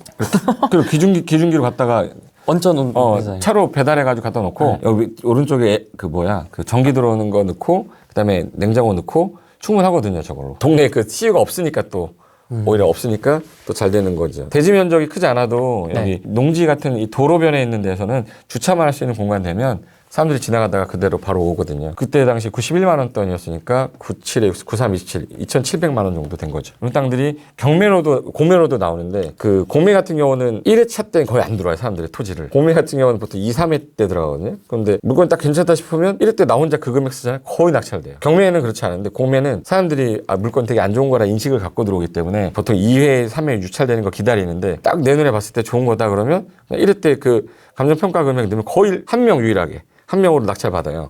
그런 땅들도 많기 때문에 공매는 조금 공부하셔서 토지공 관련된 공부 좀 하시고 하면 저렇게 개발해서 디벨롭이거든 저게. 최근 5평짜리에다 건물 진 거 제가 유튜브에 찍었었던 거 못 보셨죠? 못 봤습니다. 그 어떤 거였냐면 교수님 5평 정도 되는 토지인데 건축을 했어요. 이게 가능한 건가요? 그럼 저도 토지를 작더라도 매입해서 작업을 해도 되는 걸까요? 했는데 5평이면은 이 사무실 우리 집 촬영하는 요 평수거든요. 네 평수인데 그 번지 좀 보내달라고 했죠. 그래서 번지 보내달라고 했는데 요 땅이더라고. 삼각형 저 땅이에요. 그러니까 아파트를 이렇게 지면서 옛날에 이 땅 이 삼각형 들어가는 끝부분이에요. 근데 그거를 이 사람이 알밖에 한다고 안 판 것 같아요. 도려낸 거죠. 건설회사에서 그냥 안 산다 하고 내비 둔 건데 아무도 사용 안 하니까 누가 상추 심어놨더라고. 상추 심어놨어요. 저 벌어진 땅인데 저 상추 심어놓은 땅을 가지고 어떤 여자분하고 남자분이 공동으로 저걸 산 거예요. 보니까 등기부등본 뜯어보니까 요 삼각형 땅이에요. 그래서 17제곱미터니까 17제곱미터면은 5평이거든요. 5평이니까 삼각형 모양이니까 건축물이 안 나올 것 같잖아요. 그래서 3종 일반 주거라서 건폐율이 50에 용적률이 250이에요. 일단 작은 땅은 주택을 짓게 되면은 1조 제한 때문에 3층까지밖에 못 가거든요. 무조건 3층 질 건데 최대 건폐율을 빼야 되니까 건폐율 50%니까 5, 25, 2.5평 나와요. 1층이 2.5평이 나오는데 내가 설계를 해달라고 해가지고 그림을 내가 그렸어요. 설계가 됩니까? 내가 스마트폰에다가 그린 거야 이거. 네. 화면에다가 해서 요 삼각형 땅인데 이렇게 2.5평으로 나온 게 1, 2, 3층 나오는 거예요. 2.5평으로 1, 2, 3층 나오는데 2.5평 안 살아봤죠? 네. 지금 4.5평에 살아봤어요. 4.5평? 4.5평 너무 넓잖아. 내가 2.3평에서 고시원 있을 때 2.3평 살았거든요. 아, 고시원은 저도 있었었는데. 네. 고시 공부할 때 내가 딱 있었던 방이 2.3평이었어요. 문 딱 열면 책상, 고시 책상 부딪힐랑 말랑 나무판 위에다가 매트리스 올려놨고 네. 그리고 창문이 이제 그때 반지하라서 다리 보이더라고. 사람들 다리 보이고 뒤에 옷걸이에 걸어놨는데 딱 그게 2.3평이었는데 여기서 이제 2.5평 정도 나오는데 그럼 그 공간을 어떻게 해서 쓸 거냐 해서 나도 궁금해서 찾아봤더니 진짜 지어놨어 저기다가. 뭘 지었습니까? 826만 원에 샀거든요 저 땅을. 3종 일반 주거면 주변 땅값이 3천만 원 정도 대인데 아무도 안 사니까 주인이 800만 원 정도로 좀 약간 떨어뜨려 놓은 거지. 근데 얘가 건물 짓고 나면 대지 가격 받을 수 있어요. 4,250만 원 주고 샀더라고. 그러니까 5평을 4,250에 사서 건축을 했는데 요 건물 지어놓은 거예요. 5평짜리에다가 1, 2, 3층짜리 요거 진 거예요. 와. 그래서 이제 1층 짓고 2층 지어서 올리고 3층 지어서 올리고 그래서 3층 단위로 올렸는데 두 명이서 이제 공유로 2018년도에 산 거야. 내가 볼 때는 디벨로퍼 공부를 한 것 같아. 공부를 하고 나서 저 조그만 땅에다가 이제 사가지고 하겠다 했는데 이게 월세가 얼마 나오는지 궁금해서 물어봤더니 1층이 커피숍을 빼가지고 1,050 받고 2층, 3층 같은 사무실로 해서 2,000에 60만 원 받는다는 거예요. 그래서 월세가 110만 원 나와 저 건물에서. 110만 원이면은 총 들어간 금액이 얼마냐면 아까 4,250이었잖아. 땅이 4,250에 샀고 건축비가 여기가 7.5평이니까 작은 건물은요 평당가가 되게 건축비가 많이 나와요. 버려지는 게 많아서 똑같은 건물 짓는데 원가는 똑같이 드는데 얘 갖고 와서 건물 짓다 보면 잘라서 버려야 되잖아요. 약간 더 많이 들어서 한 600으로 잡아도 한 4천 정도 들어요. 총 8천에서 9천 든 거지. 9천만 원 정도 들여서 저 건물 3층짜리 진 거예요. 근데 이 3층짜리 지어놨는데 제가 볼 때 저 대팔 때 대지를 아까 싸게 샀잖아. 800만 원인가 샀는데 옆에 3종 일반 주거 땅이 3,200에서 3,300 정도 했으니까 3천까지만 받아도 3,55, 1억 5천이에요. 땅값이. 그럼 이제 건물값까지 포함하면 2억에서 2억 5천에 팔 거예요. 그럼 자본이득 자체도 1억 정도 들었는데 2억 5천에 파는 거잖아. 그럼 1억 5천 정도가 남는 거기 때문에 저는 약간 성공한 케이스죠. 5평짜리도 쓸모없는 땅이 아니라는 거야. 이건 디벨롭을 했기 때문에 가능한 건데 디벨롭 안 하면 그냥 5평짜리 그냥 상추 심은 땅인 거예요. 아까 그 CU가 중박이라면 이건 진짜 대박이다. 그렇죠. 와, 어떻게 저기서 카페 저런 걸 생각을 했을까? 협소주택이라는 걸 많이 지어보니까 이게 설계 도면도 잘 뺐더라고요. 1층짜리 도면을 하나 지어가지고 올리고 하나 지어가지고 현재 이렇게 올려놓은 거예요. 그럼 그 아파트 뒤쪽으로 뭐 이렇게 영향을 주는 거는 저는 상관없어요. 괜찮군요. 도로 쪽이기 때문에 전혀 상관없었어요. 1조 제한도 없었고 어차피 3층까지는 상관없으니까. 그 당시에 제가 이거 촬영할 때는 건축물 대장이 안 나왔는데 지금은 건축물 대장이 나와요. 그래서 1층, 2층이고 3층이 다락방으로 등재돼 있어서 그래서 이거를 딱 지어놓은 걸 내가 학생들한테 보여줬어요. 근데 제일 궁금한 게 저한테 뭐냐고 이제 궁금한 게 하나 있다고 해서 물어봤는데 뭐 물어본지 아세요? 주차장이 어디냐고. 맞아. 주차가 아예 없잖아요. 없잖아. 근데 이게 주차장 공부를 해야 되는 이유가 우리나라는 면적이 50제곱미터 미만이면 단독주택이 50제곱미터 미만이면 주차 대수가 빵대예요. 그러니까 빵대니까 주차장이 없어도 되는 거야. 그래서 만약에 짓다가 51제곱미터 되면 잘라요. 49제곱미터로 주차장 빵대로 만들려고. 그러니까 설계할 때도 주차장 요건에 맞춰 설계를 해야 되니까 그러니까 건축 관련된 거랑 주차장 관련된 거 조금만 잘 알면 작은 땅에다가 아까 전에 진 거는 근생이잖아요. 지금 짓는 건 주택이고 충분히 조그만 땅이어도 가치가 저 정도인데 10평 땅이고 20평 땅이면 저거에 2배, 3배 되는 거 짓는다는 거잖아. 그러니까 사례를 보지 않으면 사람들이 믿지도 않는 거예요. 그러니까 내가 수업할 때 이걸 보여줘야 되고 현실적으로 월세가 나오고 있는 걸 보여주지 않으면 토지하는 사람들은 뭐 디벨로퍼 다 뻥이다 뭐 못 믿는다 뭐 이러는데 현실적으로 난 그 의뢰를 받고 얘기한 거니까. 근데 왜 이렇게 다 뻥이라고 하고 사기라고 할까요? 안 해봤으니까 그런 것 같은데. 저도 맨 처음에는 제가 처음 건물 짓 때 고생 되게 많이 했거든요. 이쪽에 원형 탈모가 한번 왔었는데 손가락만 한 게 나왔는데 그때 언제였냐면 2006년. 2006년에 이대 아세요? 이대? 이대 입구. 이대 입구 내리면 이대로 가는 길이 오른쪽으로 골목으로 올라가는 길이 있어요. 초등학교 하나 있고 럭키 아파트 쪽 건너편 위쪽으로 보면 근린 공원 앞에 땅이 2개가 나왔는데 연립주택 짓기 너무 좋은 땅인 거야. 그래서 그때 제가 이제 뭐 연립주택 지어보려고 내가 이제 장모님한테 부탁을 해서 이 옆에 있는 뒤쪽 땅 좀 주인 좀 알아봐 달라. 내가 그때 강의할 때라 바빠서 삼각형 땅 요거 하나만 매입을 하면 전체 연립주택이 가구수가 일단 둘레 6가구에다가 2층은 제가 고시원으로 뺐어요. 이화여대가 있기 때문에 고시원하면 여성 고시원을 했거든요. 여성 고시원에 빠지고 주차장하고 지하에 근생을 하나 또 뺐어요. 경사지라서 공장 하나 집어넣고 하는데 그거 지려고 할 때 제일 힘들었던 거는 건축을 나도 그때 처음 한 거라 그래도 공법 강의 했는데 건물 하나는 접었어야 될 거 아니야. 그래서 마음 먹고 시작한 건데 민원이 그렇게 많이 들어오더라고. 민원이 얼마나 들어왔냐면 그 동네가 오래된 다가구가 되게 많았던 지역이에요. 그러니까 오래된 다가구가 많다 보니까 이 주인분들이 다 70대 80대 분들이야. 그러니까 낮에 다 나와 계셔 바깥에. 공사하는 현장 바로 앞에. 먼지 날린다 뭐 시끄럽다. 그래서 맨날 서대문구거든요. 서대문구 건축가 그 과장님하고 맨날 통화했어요. 저 민원 들어온다고. 맨 처음에 왜 민원이 들어오는지 궁금해가지고 내가 시간이 없어가지고 중간에 휴강을 한 번 한 적이 있는데 갔더니 어르신들이 내가 예의 바르게 인사했거든요. 안녕하세요 어르신들 막 이렇게 했는데 한 분이 있다고 자네가 이 건물 짓나? 막 이런 식으로 손가락으로 찌르하는 거예요. 그래서 예 제가 이번에 처음 건물 짓는데 제가 바빠가지고 우리 소장님한테만 맡기고 관리소장님한테 맡기고 하고 있다. 그랬더니 그분이 하는 말이 젊은 사람이 말이야.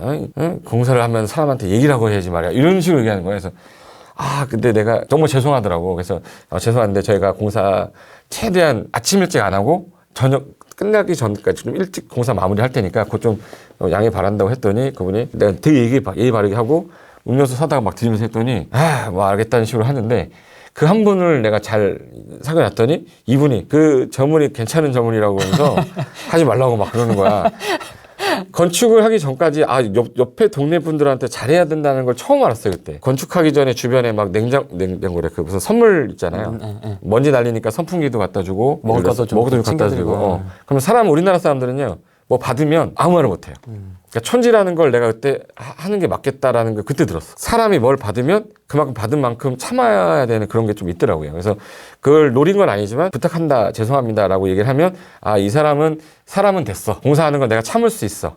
근데 저 사람이 싸가지가 없는데 공사까지 해. 짜증나잖아. 이 사람은 가는 거예요. 그래서 인생을 살 때는 삶의 지혜라고 이제 항상 내가 하는 공사장 주변에 있는 사람들을 내 사람화 시켜놔야 되는데 전혀 내가 그 어린애 그걸 어떻게 알아요? 그때 그거 배우면서 디벨로퍼 과정 강의할 때도 학생들한테 항상 말하는 게 부지 매입하면 옆집하고 친하게 지내라. 제일 먼저 민원 들어오는 집이 옆집이니까 옆집 찾아가서 떡이라도 돌리고 항상 인사 잘하고 어르신이면 어르신 제가 뭐 좀 약간 뭐라고 하지 아부성 발언은 아니지만 좋은 얘기 많이 해서 나중에 나한테 해코지 안 하게끔 만들어 놓는 게 좋다. 근데 그거는 내 건축할 때 형들이 그 많은 건축사 형들 친한 친구들 있는데 한 명도 얘기 안 해줬어. 그거. 겪어보라 이거지 너도 한번 이거. 그것 때문에 여기 원형 탈모 와가지고 남대문 가가지고 부분 탈모에 끼는 이런 게 있었어요. 지금 기억나. 55,000원인데 이렇게 해서 집게 같은 거 있는데 집게 같은 거 꽂고 강의했었어요. 이렇게. 부분 가발. 부분 가발. 여기 꼽는 게 있어요. 이렇게. 꼽았는데 EBS 촬영하는 날인데 안녕하세요 했는데 여기서 뭐가 반짝거렸나 봐. 뭐 묻었다고 머리 채워달라는 거야. 오더니 이거 치우려고 했더니 뭐가 있는 거야. 그래서 이거 나 지금 스트레스 받아가지고 원형 탈모 생겼다 했더니 그러냐고 내가 인사를 90도로 하지 말라는 거야. 이게 보인다고. 그래서 안녕하세요 이렇게 하고 이렇게 강의했던 적이 있거든요. 그때 이후에 한 번 딱 원형 탈모 오고 나서는 다시는 원형 탈모 안 왔어요. 이제부터는 그 정도 이상의 스트레스를 덜 받는 거야. 집 짓다가 뭐 10년 늙는다 막 이런 말 있잖아요. 근데 그거를 저는 그냥 10년 늙는다기보다는 좀 하나 배운 것 같아. 앞으로도 일을 할 때 이렇게 해야겠구나 하나 배웠기 때문에 두 번째 할 때는 안 무서워요. 처음 하니까 무서운 거고. 주변에 좀 도와줄 수 있는 사람이 있으면 저는 충분히 아까 그 조그만 땅 제가 볼 때 20평도 괜찮아. 10평도 괜찮고. 근데 그게 도심지 내에서는 사람들이 짜투리라고 해서 안 사요 잘. 그러니까 수요자가 없으니까 가격이 싸. 아까 나온 게 주변 다 3천만 원인데 걔만 800이었잖아요. 그런 것들 뭐 경매나 공매나 매매로 사서 개발 좀 하시면 어떻게 보면 그 동네에 랜드마크 될 수도 있고 특이한 건물이니까. 아까 그런 거는 진짜 랜드마크 된 거야 쟤는. 학생이 가서 내부도 찍어 갖고 왔어요. 저한테 왔는데 그 건물 증거에 이렇게 해서 안에 들어가서 내부를 이렇게 찍어 왔더라고요. 되게 깔끔하게 잘 해놨어요. 저 사례를 내가 한번 딱 보고 아이디어를 생각하는 거지. 서울에 있는 자양동에 광진구에 있는 자양동이니까 가능한 건데 이거 저 시골 같은 데 가서 하면 안 되죠. 지금도 도심지 내에 저런 땅들이 숨쉬고 있기 때문에 찾다 보면 나오니까 한번 공부 좀 하면서 토지도 어떻게 보면은 블루오션이 될 수 있다. 그 말은 맞는 것 같아. 일반 매매로도 좀 찾으려면 어떻게 찾아야 돼요? 이게 중개사분들 잘 알아둬야 되는 게 네. 중개사분들이 오히려 토지를 잘 몰라요. 아, 그렇습니까? 제가 이제 중개사분들 키웠잖아. 네. 키워놨는데 이분들이 저한테 질문하는 거 보거나 물건이 나오면 질문하는 거 보면 토지 쪽 공부는 나중에 자격증 따고 나서 따로 해야 되거든요. 공법 안다고 토지 보이는 거 아니기 때문에 이분들이 토지 중개를 하는 과정을 따로 배우거나 이러지 않아요. 대부분이. 뭐 어렵다고 생각하니까. 근데 중개하시는 분 한 10분만 잘 사귀어 놓으면 서울 시내에 있는 땅을 사겠다 그러면 서울 시내에는 빈 땅이 없어요. 거의 다 빈 땅이 없고 나대지가 없기 때문에 그러니까 구옥 무조건 나대지라고 생각해야 돼. 단독주택은 나대지다. 단독주택 중에서 한 35년 이상 된 거. 그러니까 대략 35년에서 40년 이상 된 물건이 나오면 혹시 모르니까 저한테 연락 좀 주시라. 금액대랑 같이 연락 주시라 그러면 일단은 금액이 좀 비쌀 거예요. 서울시다 보니까. 근데 혹시라도 이제 좀 짜투리 땅이라도 예를 들어서 도로만 붙어 있으면 연락 좀 달라 그러면 10명 중에 한두 명한테만 전화 오면 되거든요. 근데 중개업을 하시는 분들은 그 땅이 좋은 땅인지 아닌지에 대해서 생각 안 하고 이 땅을 중개를 해야겠다는 생각이 더 강하셔요. 취득을 해야겠다는 생각은 전혀 안 하시고 물건이 딱 나오면 이 물건을 누가 원한다고 그랬는지 이거 원하는 사람한테 소개시켜줘야지라는 생각이 가득해 있어서 이 토지가 투자 가치가 있다라고 생각하고 이거 너무 좋은 물건인데 내가 사고 싶다라는 생각을 갖는 사람이 많지 않아요. 그러니까 이분들이 연락이 와요. 이 물건 나왔다고. 왔어요? 근데 봤는데 금액이 적정치 않다 그러면 이 물건은 좀 비싸게 나왔는데 뭐 어떤 내고 되냐, 협의가 좀 되냐 그러면 협의가 된다라고 하면 그때 생각해 보는 건데 안 된다 그러면 이제 내가 그 문제 버리고. 그러니까 이제 중개업을 하시는 분들은 매일 매물을 받을 거 아니에요? 저는 이제 대부분 제자들이니까 저희 모임에서 중개업 하시는 모임 좀 전문가들만 좀 한 10년 이상 되신 분들 있잖아요. 그분들한테만 얘기 딱 해놓으면 매물이 와요. 알아서 그냥.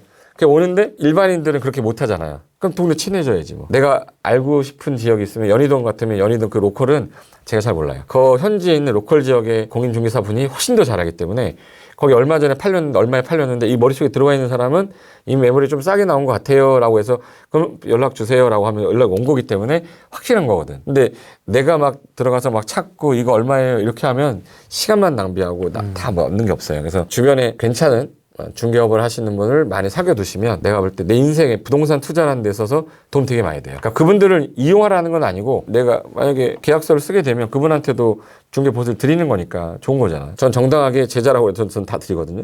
깨끗하게 드릴 건 다 드리고 술을 얻어먹으면 얻어먹었지 중개 보수를 안 준다 이런 건 저는 안 하거든요. 다 드릴 거 드리고 근데 그렇게 하니까 지금까지도 유지가 되는 거지. 제가 공짜로 막 했으면 쟤 맨날 공짜로 뭐 물건만 받아가 막 이러면 저한테 물건 다시는 안 주죠. 그렇죠. 그 도시에서 중개업하시는 분들이 그런가? 아파트 중심으로 하시다 보니까 그런가? 약간 좀 그런 것도 있고.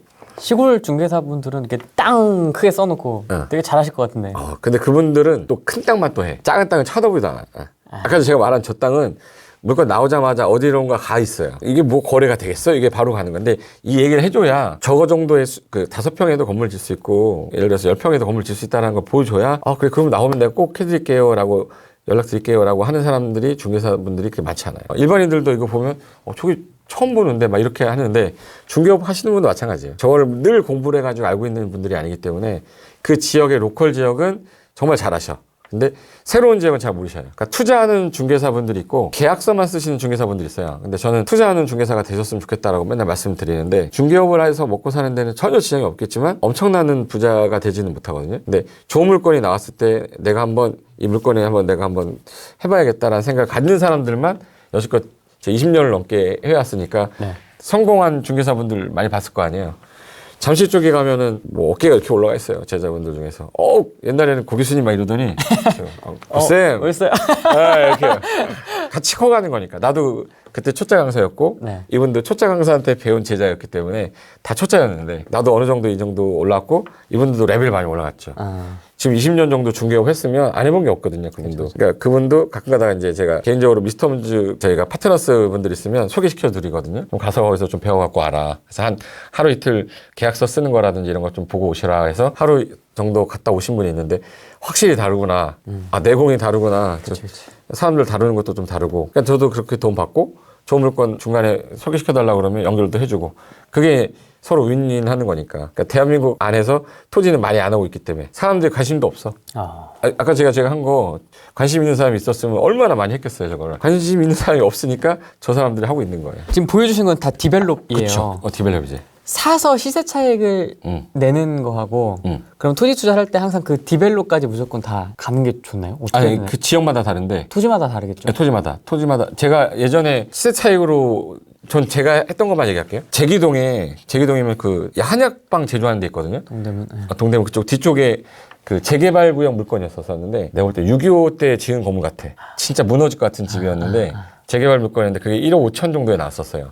1억 5천에 나왔는데 밀고 새로 지을 생각도 있었는데 그 지역이 재개발 구역으로 지정된다라는 소문이 있었고 그때 제가 한참 재개발 재건축 강의를 할 때였었어요. 지금 제가 토지 강의 하는 것처럼 2005, 2006, 2007은 거의 재개발 강의했었거든요. 네. 그때 재개발 강의할 때 물건이 이제 재개발 구역에 좋은 물건이 너무 싸게 나온 거야. 그래서 이거는 괜찮을 것 같다 해서 조합원으로 가서 아파트 받아도 되고 중간에 시세 차익 남겨도 되겠다 해서 매입을 한 거예요. 근데 그때 그거 사고 나서 제가 영통에 공인중개사 학원을 하나 원작으로 하고 있었던 학원이 있었는데 그 학생 중에 한 분이 중개업을 하시는 분인데 수원 영통에 땅이 좀 괜찮은 게 나왔어. 그 단독주택 부지인데 중간에 껴가지고 개발 안 된 땅 있죠. 이렇게 풀만 막 자라고 있는 땅. 근데 되게 싸게 나온 거야. 그래서 걔를 대출 받아서 또 샀어요. 그때는 무서울 게 없었지. 막 부동산 막 오를 때라 사면 오르니까 막 샀죠. 근데 샀는데 오르는 속도가 수원 영통도 그렇게 값이 안 오르는 지역은 아니었는데 수원 영통하고 이 제기동하고 오르는 속도가 이게 수원이고 이게 서울이면 이렇게 차이 나요. 얘가 올라가는데 얘가 올라가는 속도를 이길 수가 없는 거야. 그때 제가 처음 느꼈던 게 비슷한 시기에 비슷한 토지지만 재개발 구역에 호재가 있는 거랑 여긴 도심지 내에 있는 땅인데도 불구하고 속도가 역시 확실히 서울이구나. 그때부터 제가 무조건 서울에 집 한 채는 무조건 갖고 계십시오. 투자는 일단 해놓고 그 다음에 투자업으로 다른 거 하십시오라고 제가 했던 이유가 사놓으면 오르는 게 너무 보이니까 그때 아무것도 안 했어. 개발 행위도 안 했고 그냥 그 오른 재개발 구역에서 프리미엄 오른 것만 되팔고 갔는데도 3배 이상이 4배? 4배 정도 나왔을 거예요. 호재가 있는 지역이니까 개발을 할 필요가 없는 거지. 호재가 없는 지역은 개발이라는 걸 조금만 해놓고 팔면 내가 들인 비용이 1,000만 원 들었으면 오히려 올라가는 그 수익은 2, 3천만 원이 더 올라오니까 차라리 빈 땅이면은 그냥 자갈이라도 깔아놓으면 뭔가 해놨기 때문에 분명히 그거에 대한 가치 이상이 나와요. 쉽게 말하면 우리가 농지를 사면 농지는 그냥 지목이 전이잖아요. 지목이 전인 상태인데 내가 여기 집을 짓겠다 그러면 농지 전 허가를 받아야 돼요. 근데 농지 전 허가 받는 게 되게 어려운 게 아니라 농지 보전 부담금 정도 낼 정도만 이제 비용이 들어가요. 그 정도 집어넣고 인허가를 받아놓으면 인허가 받은 거 하나 자체가 대지로 간주돼요. 그래서 대출이 나와. 대지로 대출이 나오기 때문에 기존에 옆에 있는 대지 가격으로 대출이 나오면 그래서 대출을 받아서 그 돈 가지고 딴 걸 뭐 할 수도 있고 대출을 안 받고 난 인허가만 받아놨는데 어떤 분들이 건축물을 짓고 싶은데 일반적으로 농지 사면 자기가 또 인허가를 받아야 된다는 그런 스트레스 받는 분도 있어요. 근데 이건 이미 인허가 나 있기 때문에 건축 바로 하시면 됩니다. 설계 변경만 하시면 됩니다. 그래서 설계 변경만 하고 바로 줄 수 있거든. 그럼 그런 사람들은 오히려 이런 땅을 더 좋아해요. 그러니까 대지 가격으로 팔 수가 있는 거지. 그냥 농지로 파는 거는 이만큼의 이득이라 그러면 품질 변경해가지고 인허가 받아놓으면 이만큼 올라가는데 들인 비용이 이만큼인데 올라가면 이만큼이면 이만큼의 차익이 생기는 거거든요.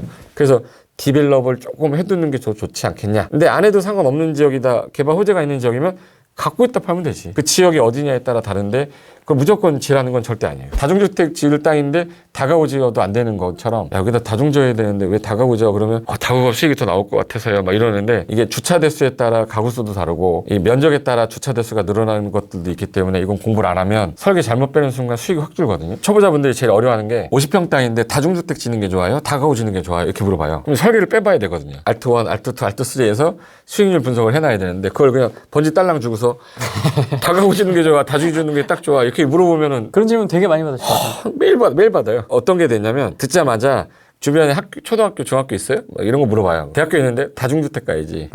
거기다 다가구 지면 안 되잖아요. 초중고 있으면 일단 다가구로 가는데 분명히 아마 그쪽 주변에 연립이나 다세대 빌라 같은 거 있냐 그러면 예 그렇다는 거야. 그럼 거긴 다중주택 줘봤자 1인 가구들이 많지 않은 지역이라 오지 않을 거다. 다가구로 가자. 대신에 아마 1층이 전부 다 피로티로 돼 있지 않아요. 또 어떻게 알았니? 다 그렇게 해야지. 주차장을 빼야지만 주택을 지니까 그 개념이 없으시니까 짓는 거야 다가구로 짓는 게 난데 오히려 다중을 지었을 때 방을 여러 개를 더 빼서 월세를 받을 경우에 어느 정도 수익이 더 나올지도 한번 검토를 해보세요 라고 전 얘기해 주거든요. 그 검토도 안 하고 그냥 막 지어버리면 안 되니까 설계를 받으러 갔다 오신 거야. 설계안을 갖고 왔는데 2개를 갖고 왔더니 다중주택이 만약에 공실이 예를 들어서 방이 16개를 빼왔는데 2개가 공실이었다고 쳐더라도 수익이 훨씬 더 좋은 거예요. 그래서 이제 이분은 다중주택으로 전화했는데 수익률이 높으니까 재매도할 때 가격을 높게 받은 거야. 수익률이 높으니까. 그 한마디 때문에 설계를 하나 더 받은 것 뿐인데 설계 하나 더 받는다고 해서 엄청나게 돈 더 내거나 그렇지 않거든요. 그거 하나 해보고 그분은 이제 우리가 보통 수익률이라고 하면은 이제 단순하게 매달 얼마를 받냐도 중요하지만 서울에서는 수익률 뭐 5%가 의미가 없어. 4% 3%가 의미가 없고 자본이득이잖아요. 내가 15억에 샀는데 서울 땅값은 이렇게 올라가가지고 3년 뒤에 18억에 팔면 양도차익이 3억이잖아요. 지방에서는 그럴 수가 없어요. 대전에서 15억 주고 샀어. 3년 뒤에도 15억 5천인가 그래. 땅값이. 그러니까 자본이득이 없으니까 얘는 수익률이 무조건 8% 9%가 나와야 돼요. 지방에 있는 다가구 다중주택은 수익률을 봐야 되는 거고 도심지 예를 들어 서울 같은 집중된 지역은 수익률이 뭐 5% 4%밖에 안 돼도 여기 지역이 땅값이 많이 오르는 지역이면 그럼 난 수익률을 버리고 자본이득을 보겠다. 이런 명확한 목적이 딱 생기면 되파는 사람이 그럼 내가 월세는 그대로 유지하고 대출된 이자만 내가 갚을 정도가 되면 3년 뒤에 뭐 예를 들어 다가오는 1세대 1주택 무주택 조건을 갖출 수 있으니까 그 양도차익 3억을 내가 먹겠다. 그럼 그분들은 이제 그거 노리는 거지. 근데 그걸 다 먹으려고 하니까 욕심 생겨서 못 사는 거죠. 내가 생각하기에는 자기가 목적을 정해야 돼. 수익을 난 매달 보겠다. 그럼 오피스텔 사셔야죠. 오피스텔 사셔야 되고 나는 자본이득을 보겠다. 그러면 자본이득은 오피스텔로는 절대 안 되니까 1억 주고 사서 3년 뒤에 1억 주고 파는데 그러면 오피스텔에서 그럼 땅값을 많이 올라가는 지역을 사되 그럼 땅에 지분이 많은 걸 사야 되니까 다가구나 단독을 사야지 집은 사면 안 되잖아요. 그런 거의 선택은 대표님께서 하시고 그러고 나서 물건을 몇 개 갖고 오시면 3-4개 갖고 오면 제가 이거가 좋다 저거가 좋다는 설명해 드릴 수는 있지만 이거 사라라고 주장할 수는 없다. 생각이 다 다르기 때문에 나중에 사고 나서 너 때문에 내가 수익률이 뭐 떨어졌다는 식으로 얘기는 듣고 싶지 않으니까. 그래서 옛날에는 개인 컨설팅도 좀 해주고 했는데 근데 이게 쉽지 않죠. 개인 전화가 밤에도 와요. 막 잘 나가는데 내일 계약을 해야 되는데 어떻게 해야 돼요? 막 이런 분들 오니까 이건 아니다 해서 지금 법인만 하거든요. 법인, 그러니까 예를 들어서 NPL 물건을 다루는 은행인데 NPL 물건이 나왔는데 괜찮은 물건입니까? 라는 거를 이제 매달 이렇게 저한테 할당해서 이제 주는 게 있어요. 그런 것들은 해주고 컨설팅 보고서 보내 딱 주면 깔끔하게 딱 끝나거든요. 그쵸. 그 이후에는 없어요. 연락도 없고 페이 받을 거 받고. 근데 이게 개인을 하니까 일주일에 전화가 너무 많이 오는 거야. 내 개인적인 업무를 못 보는 거야. 그래서 요즘에는 개인적인 컨설팅 거의 안 하거든. 제가 많이 막 유명해지고 막 그럴 때가 있었어. 한 10년 전? 지금도 유명하시잖아요. 그때는 이제 유명해지고 싶어가지고 막 이것도 하고 저것도 하고 막 할 때였었잖아. 컨설팅도 막 다 해드리고 막 해드렸는데 어느 날 그것 때문에 다른 일을 못 하겠는 거야. 그리고 나중에 또 잘 안 되면 부동산이 경기를 또 타는데 안 될 때가 있잖아요. 샀는데 떨어질 수도 있지. 내가 그거 무슨 천재도 아니고 3개 갖고 온 물건 중에 얘가 더 좋을 것 같은데 왜 이유가 뭐다 설명해주고 수익률이 얘가 더 높을 수밖에 없는 이유에 설명해주고 선택은 사장님이 하세요라고 분명히 얘기해서 선택은 사장님이 하십시오라고 했는데도 불구하고 네가 사라고 그랬잖아. 그렇게 나오니까 컨설팅 회사를 만들어 놓고도 나중에 보니까 이 욕만 먹고 있고 부동산 경기가 안 좋은데 그걸 어떻게 해. 그래서 그때부터는 이제 은행권, 회사 뭐 법인, 공장을 운영하시는 분들, 새로 다시 공장 옮겨야 되는 분들, 그런 분들을 하면 깔끔하죠. 그렇죠. 사고 딱 업을 하니까. 근데 개인은 그거 끝나고 나면 또 다른 물건 또 한다고 뭐. 근데 AS가 너무 많이 필요하니까 못 하게 되는 거지. 그분이 귀찮다는 게 아니라 이런 분들이 이제 많아지면서 다른 일을 못 하게 되니까 그래서 안 했던 거지. 전문 업체를 자기가 선정을 해야 되는데 내가 초보니까 못 하잖아요. 그러니까 저는 그래서 이제 제가 개인적으로 이걸 안전할 수 있게 하는 게 가장 중요한데 이걸 하는 업체들이 너무 없다 보니까 믿을 수가 없잖아. 그래서 제가 아예 우리 관련된 회사를 하나 만든 것도 있어요. 빌드프로라고 해서 저희가 이제 공사 관련된 거 뭐 처음부터 끝까지 다 해주는 회사거든요. 그 회사를 만든 이유가 시공을 하는 과정에서 내가 일일이 못하니까 우리 직원이 하루에 한 번씩 무조건 가는 거야. 이 공사장 돌아다니면서 시공이 제대로 되는지 확인하는 거예요. 이 직원은 시공되는 것만 관리하는 사람이에요. 중간에 이제 하자가 발생할지 안 할지 검토하는 직원, 건축사분한테 3분을 일단 의뢰해요. 3분한테 같은 도면 같은 땅 드리고 설계를 뭘 해주세요라고 했을 때 그 3개 안에 대해서 페이는 다 드리죠. 페이 다 드리고 우리가 딱 봤을 때 그 3개 안 중에서 가장 적절한 게 이분한테 뭐다라는 것까지 해주는 시스템을 만들어 놓으면 다른 데 가서 이렇게 뒤통수 맞거나 그러지 않을 거 아니냐. 그래서 저는 아예 제가 이제 중개 법인을 운영하면서 땅을 매입하신 분이 건축까지 하고 싶다 그러면 그쪽을 의뢰시켜서 그쪽에서 건축까지 해서 끝내면 이게 선순환이 될 것 같아서 지금 그런 거 없애게 하려고 회사를 만든 게 빌드프로라는 회사거든요. 공사 현장 하나 지금 돌리려고 지금 설계가 나오고 있는 중인데 그 공사 현장 하나 돌리면서 저희가 또 2개 돌리고 3개 돌리고 할 거거든. 근데 그런 거를 누구한테 믿고 맡길 사람이 없잖아요. 그래서 요즘에 그런 회사들이 막 생기는데 저희는 그걸로 가지고 뭐 돈을 막 벌겠다. 우리는 시공을 해주지 시행을 하는 회사가 아니거든. 시행하고 싶은데 못 하시는 분들 도와주면서 우리는 그거에 대한 적절한 그 어떤 보수를 받는 거죠. 그런 것들에 대해서 궁금하신 게 있거나 하면 제 유튜브 설명해. 네, 아래 링크 있습니다. 여기 그래? 실시간 여기 보시면은 여기 유튜브하고 카페 있네. 있거든요. 건축 관련된 것들이 있을 거예요. 거기 못해 보면 문의하는 데가 있으니까 거기다 문의하셔도 되고 다른 분 소개시켜드리려면 소개시켜드릴 수도 있어요. 상담을 좀 해보고 이분이 이제 제대로 된 분이면 약간 이제 사기성이 있거나 뭐 노화한 분들은 못하죠. 자기 땅도 아닌데요. 갖고 와가지고 하신 분이 있어. 그런 분들은 못하니까 그래서 문의 주시면 상담하고 나서 진행하는 거는 연결해드릴 수 있습니다. 이런 거 하는지 몰랐습니다, 저는. 그랬어요? 가장 논란이었던 게 가로주택이거든요. 가로주택 좀 어떻게 보세요? 어떻게 보면 이제 가로주택은 소규모 재건축이잖아. 네. 이게 대규모가 아니라 소규모로 이루어지는 거기 때문에 성공한 사례가 되게 많이 나와 있으면 그걸 보고 쫓아서 가면 되는데 전부 다 어디선가 진행하고 준비 중이기 때문에 성공 사례가 나온 이후에 만약에 진행하는 거면 상관이 없는데 내가 그 사례를 만들어야 되는 사람으로서 투자를 해야 된다 그러면 저는 반대를 하는 거거든요. 법이 되게 완비가 되어 있는 법이 또 아니기 때문에 하다 보면 중간에 이 법이 없고 저 법이 없어서 끼워 맞추기식이 되고 있는, 태어나서 이제 내가 처음 어떤 법이 만들어졌어. 이 법을 처음에 만들면서 이런 일이 일어날 거니까 다 만들어지는 법은 없거든요. 그렇죠. 계속 채워나가는 거죠. 그럼 이제 이런 문제가 발생했으니까 빨리 법을 만들어 주십시오라고 하는데 이게 유기적으로 연결이 잘 돼야 되는데 이게 쉽지가 않아. 그러니까 가로주택 정비사업에 누가 투자하는 것도 있고 그걸 해보려고 하는 사람들도 많아요. 맞습니다. 근데 조건에 맞아서 하겠다고 했는데 중간에 법률이 없어가지고 저한테 문의가 와요. 이건 어떻게 해결해야 되니? 나도 법률이 없는 걸 내가 어떻게 해결합니까? 이 부분은 해당 관청하고 얘기를 잘 하셔야 되는 거다. 그리고 기존에 대구 쪽에서 한참 막 이제 대구에서 막 밀어주는 지역 사업을 하던 분이 제 제자분이었었는데 성공 사례 한번 만들어 보겠다고 막 열심히 했는데 그게 또 잘 안 됐어요. 잘 되면 더 좋겠지만 아직까지 누군가가 뭐 먼저 앞서 나가서 이렇게 성공 사례가 나와서 수익이 얼마큼 났다. 그럼 그 모델로 똑같이 여기서 인허가가 났어 이렇게 됐으면 우리도 해주세요라고 하면 이 사람들이 믿고 인정을 해주겠지만 그게 없는 상태에서는 관청에서는 법률이 없고 그럼 적용하려니까 법규 적용하기가 되게 애매하고 그래서 중간에 막 중단되는 경우도 많기 때문에 제 개인적인 생각은 약간은 지켜보고 성공 사례가 나오면 유사하게 내가 좀 공부를 좀 잘 해놨다가 나중에 유사하게 한번 진행해보는 걸로 가야지 무턱대고 지금 누가 사업이 좋단다 하니까 막 뛰어드는 건 아닌 것 같아요. 재개발에 너무 뛰니까 이 돈은 없는데 뭐라도 해야 될 거 하니까 이제 그럼 그러는 거지. 가로주택?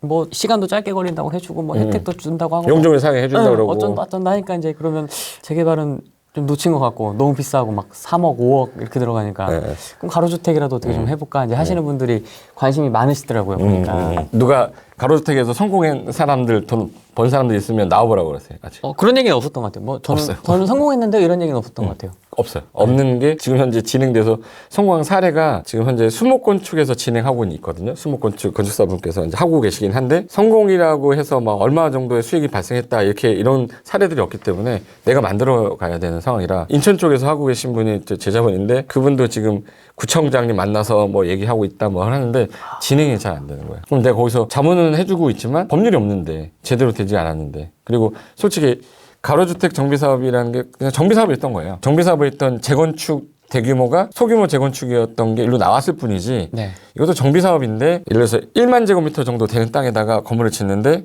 건물을 좀 옛날에 15층까지 완화해준다고 했다가 이건 또 7층까지밖에 안 해주겠다. 수익률 또 줄여놓고 또 하라는 거야.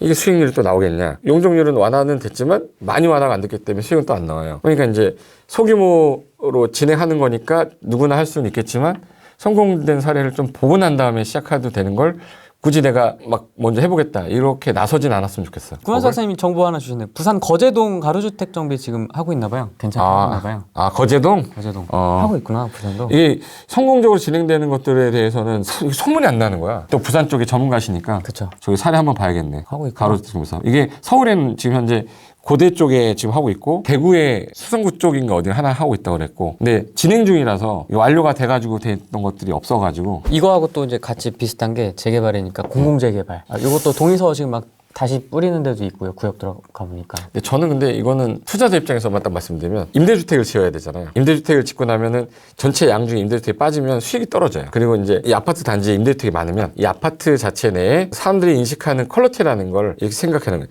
임대주택이 많으면 집값이 떨어진다라고 생각하는 사람들이 많거든요. 그러니까 반대하는 사람이 많아. 내가 만약에 뭐 재건축 재개발하고 있는 조합원인데 우리 아파트가 이렇게 해서 뭐 레미안이 딱 됐는데 여기 같은 임대주택이 막 껴있어요. 그럼 이제 사람들 입장에서는 그런 걸 싫어하는 거지. 그러면 안 되지만 투자자 입장이나 내가 살고 있는 우리 동네에 우리 집이 좀 좋은 환경이라고 생각한다고 그러는데 임대주택이 들어온다고 좋은 환경이 아니야? 막 이런 것도 있잖아요. 근데 사람들이 그렇게 생각 안 하기 때문에 동의서를 안 써줘. 공공재개발이 그 용적률 완화해주는 조건으로 임대 비중. 임대비를 높인 거거든. 네. 그럼 이제 수익적인 부분에 있어서는 분명히 떨어진다고 생각하는 사람들이 더 많을 거고, 그럼 내가 동의서를 왜 써주냐. 오히려 위치 좋은 지역이나 이런 데는 안 하고 그냥 우리끼리 하겠다. 공공재개발 안 하겠다라고 하는 사람들이 더 많은 거죠. 좀 같이 사는 사회인데 임대주택에 사는 사람이니까 이 사람하고 거리를 두고, 임대주택 아니니까 이 사람하고 거리를 안 두겠다. 이거 기준이 너무 그동안 팽배해왔던 거였고, 옛날에 어떤 일이 있었냐면 아파트 단지가 있으면 임대주택을 저 끝에다가 갖다 놨어요.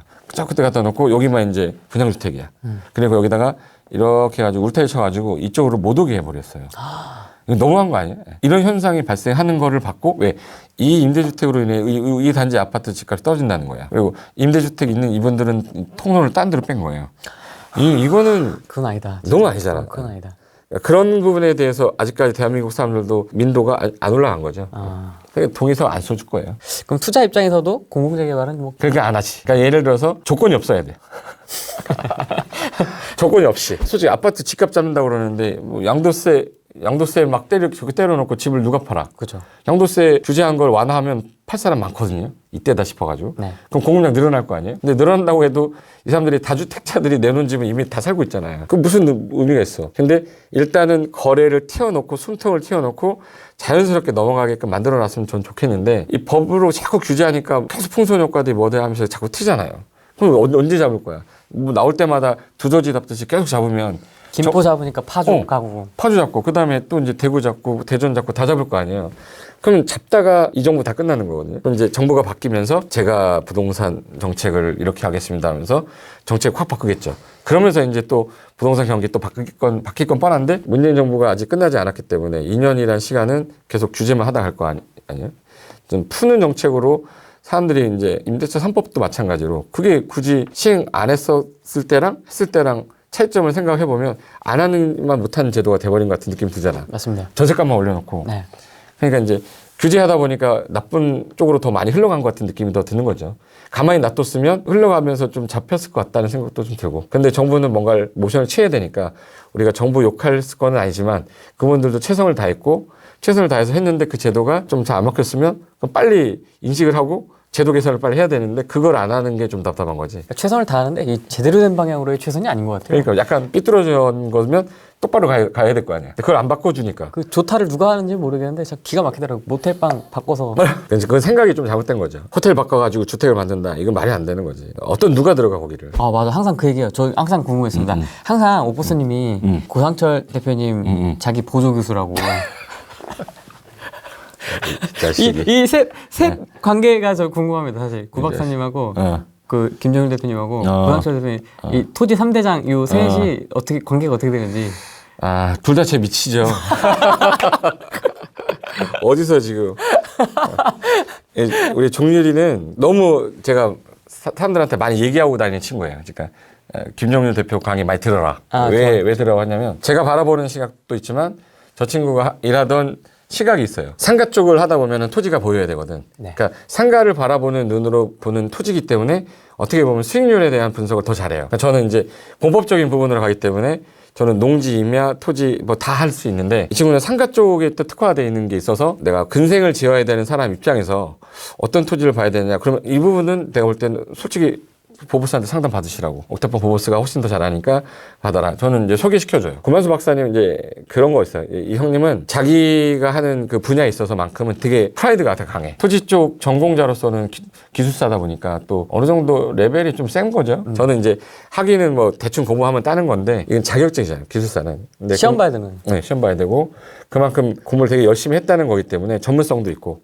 저는 이제 그 분야를 공부한 건 아니고, 토지 개발 하다 보면 계획이 되게 궁금해요. 법만 공부하다 보니까 이건 계획도 좀 알아야겠다 해가지고 도시계획과를 갔는데, 도시계획 너무 어려운 거야. 너무 많은 걸 가르쳐 주니까 박사과정을 할 때 영어로 듣는 수업이 있었거든요. 죽는 줄 알았어. 오바이트 나와가지고. 영어를 손 놓은 지 고시 공부한 때가 언제 20년이 다 됐는데, 그때 이후에 영어 공부를 다시 차 타고 다니면서 영어 공부를 했어요. 우리나라 사람인데 외국어로 해요? 네. 외국에서 살다 오신 분이 영어 수업, 원어 수업을 하시는 거라 들어올 때부터 하이 해야 돼요. 그럼 조용히 있어요. 질문도 영어로 물어봐요. 그래서 한참 있다가 yes, okay. 그래서 대화를 하는데 되게 조용한, 대화가 없는 대학원 수업이었어. 박사과정이면 막 질문하고 토론도 하고 막 해야 되는데, 영어 수업 시간에는 항상 정적이. 근데 그때 그것 때문에 영어 공부를 더 해야겠다는 생각도 많이 들어서 애들 유학을 보내는 건데 외국인이 바라보는 시각도 좀 많이 배워야 되잖아요.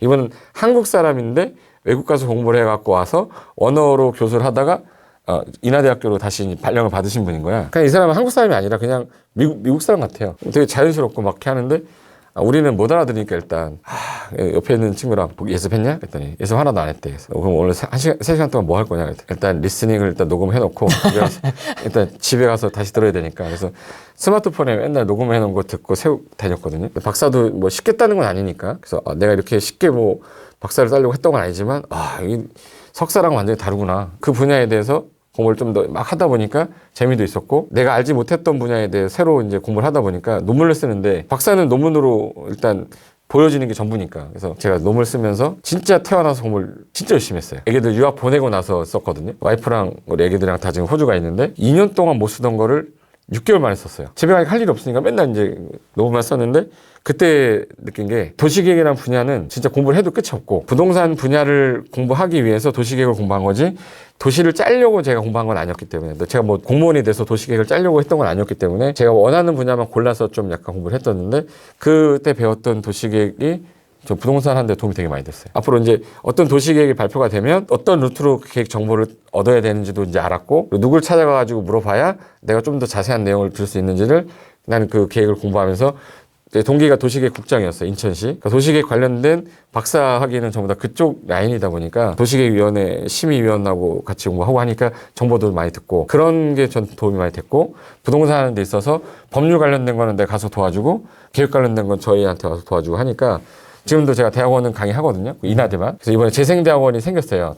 그러니까 도시재생대학원이 한국에서 6군데가 지금 지정이 됐거든요. 도시재생대학원 생겼어요. 와, 특이하다. 그러니까 정부가 밀어준 거지. 정책이니까. 그래서 인하대, 고려대, 한양대, 지방의 무슨 대학교 6개. 근데 이제 거기 교수님들 이제 모여가지고 이제 강의를 해야 되니까 자, 이번에 가서 이제 그분들을 만났는데 다 이제 대한민국 잘 나가는 교수님들이잖아. 다 나이가 어르신들이라 계속 이러고 있다고 왔는데 그분들이 새로 재생이라는 학문을 도시 계획이 아니라 재생이라는 학문을 만들어 가야 되는 제 1기 교수진들이 모인 거기 때문에 되게 책임감도 있었고 대한민국은 이제 재생 시대로 넘어가는 와중인데 재개발 재건축도 좋지만 이제는 재생으로 무조건 갈 거예요. 재생 관련된 학과가 생겼고 대학원이 생겼으면 학과도 생긴다는 얘기거든. 도시계획 전문가라는 사람들도 뽑힐 거고 아마 제가 볼 때는 도시계획 전문가 과정이라고 해서도 나올 거고 아마 자격증도 나올 수도 있을 것 같아요. 그런 분야는 미리 공부하시는 것도 도움이 많이 될 것 같아요. 나는 제일 궁금했던 게 서울시 도시계획을 짜는 그 플랜을 봤는데 이걸 왜 이렇게 짰을지도 되게 궁금했어요. 나는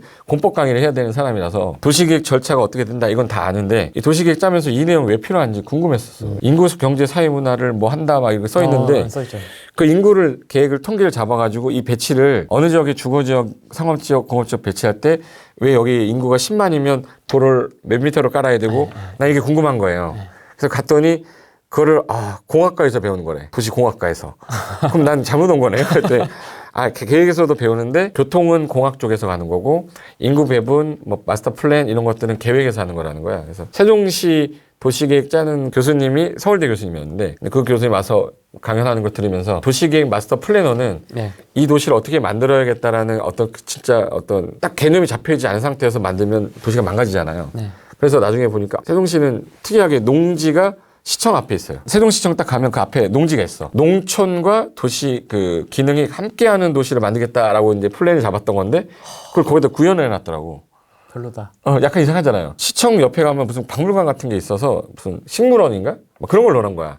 그러니까 우리가 서울시청 앞에 농지가 있다고 생각해봐. 좀 이상하죠. 부동산 투자자 입장에서는 되게 애매한 것 같기도 하고 또 자연 쪽에 있는 분들은 이거 멋있다 뭐 이럴 수도 있고 사람이 바라보기에 다 다르니까 그런 계획을 짜는 사람들은 다 독특한 사람인 것 같아. 근데 나는 그 정도 되는 깜냥은 안 되는 것 같아서 저는 부동산 쪽에 앞으로 계획이 나오면 이 계획으로 진행되는 속도에 따라 어떻게 개발이 되면 어느 지역이 또 사기 좋아질까 그런 걸 좀 알면 부동산을 좀 투자하는 사람들한테 제시할 수 있는 것도 좀 생길 것 같아서 공부를 좀 더 했던 거죠. 토지 3대장 서열은 아직도 논란인 걸로.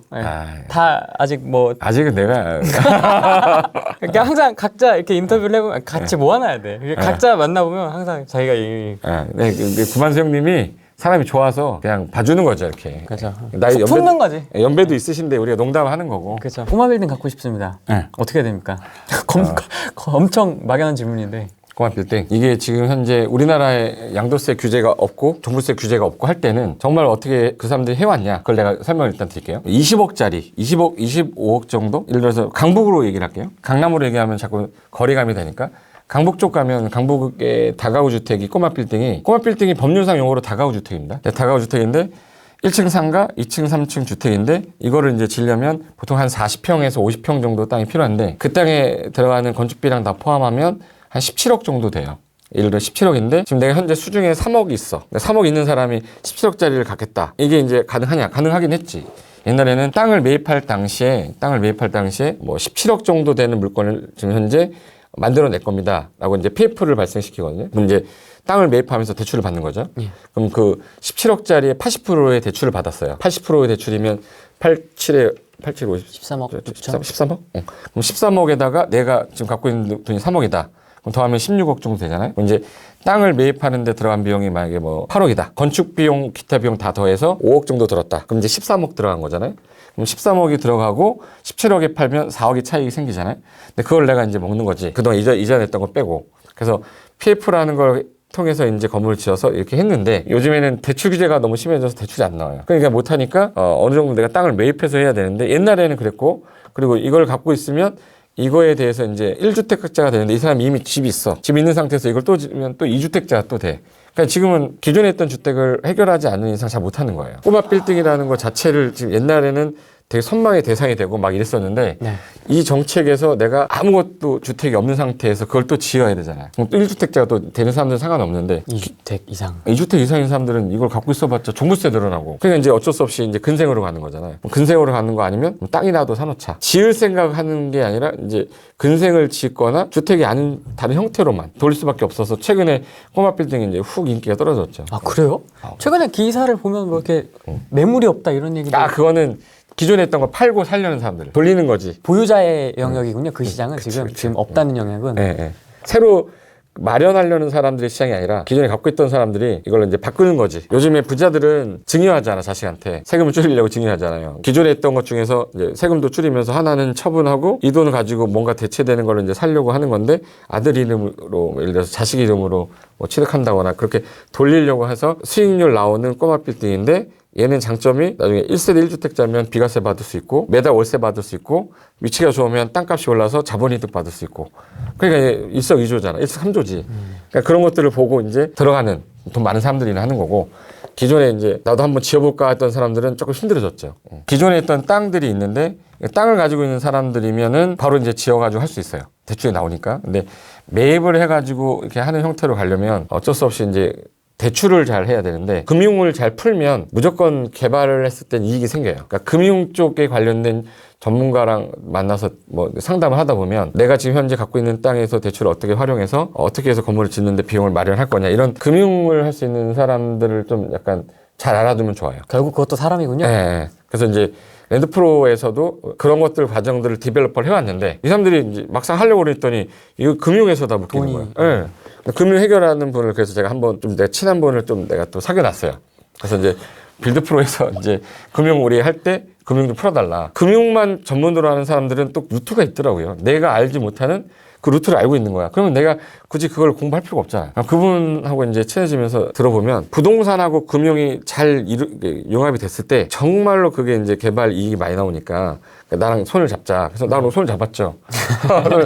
나이도 똑같고 하니까 그분이 이제 국제 변호사예요. 국제 변호 업무를 하는 분인데 금융 쪽 전공을 했어. 그러니까 변호 업무를 하면서 금융 전공을 하다 보니까 이렇게 풀면 된다라는 사례들을 많이 접하다 보면서 그래서 대한민국에서 이제 이루어지는 금융 쪽에 관련된 분들 많이 아는 거예요. 금융을 좀 잘 풀어서 금액이 좀 적은 금액이어도 그런 전문가랑 상담을 해서 풀 수 있다 그러면 개발 충분히 5억으로도 10억, 15억짜리 건물주 될 수 있거든요. 그런 것들은 전문가 만나서 상담 한번 해보시고 그분이 된다 그러면 하는 거고 안 된다 그러면 아예 포기하는 게 맞아요. 굳이 막 이렇게 어렵게 막 하려고 하지 마시고. 보통 꼬마 빌딩을 찾는 분들이 무주택자는 아니잖아요. 그치.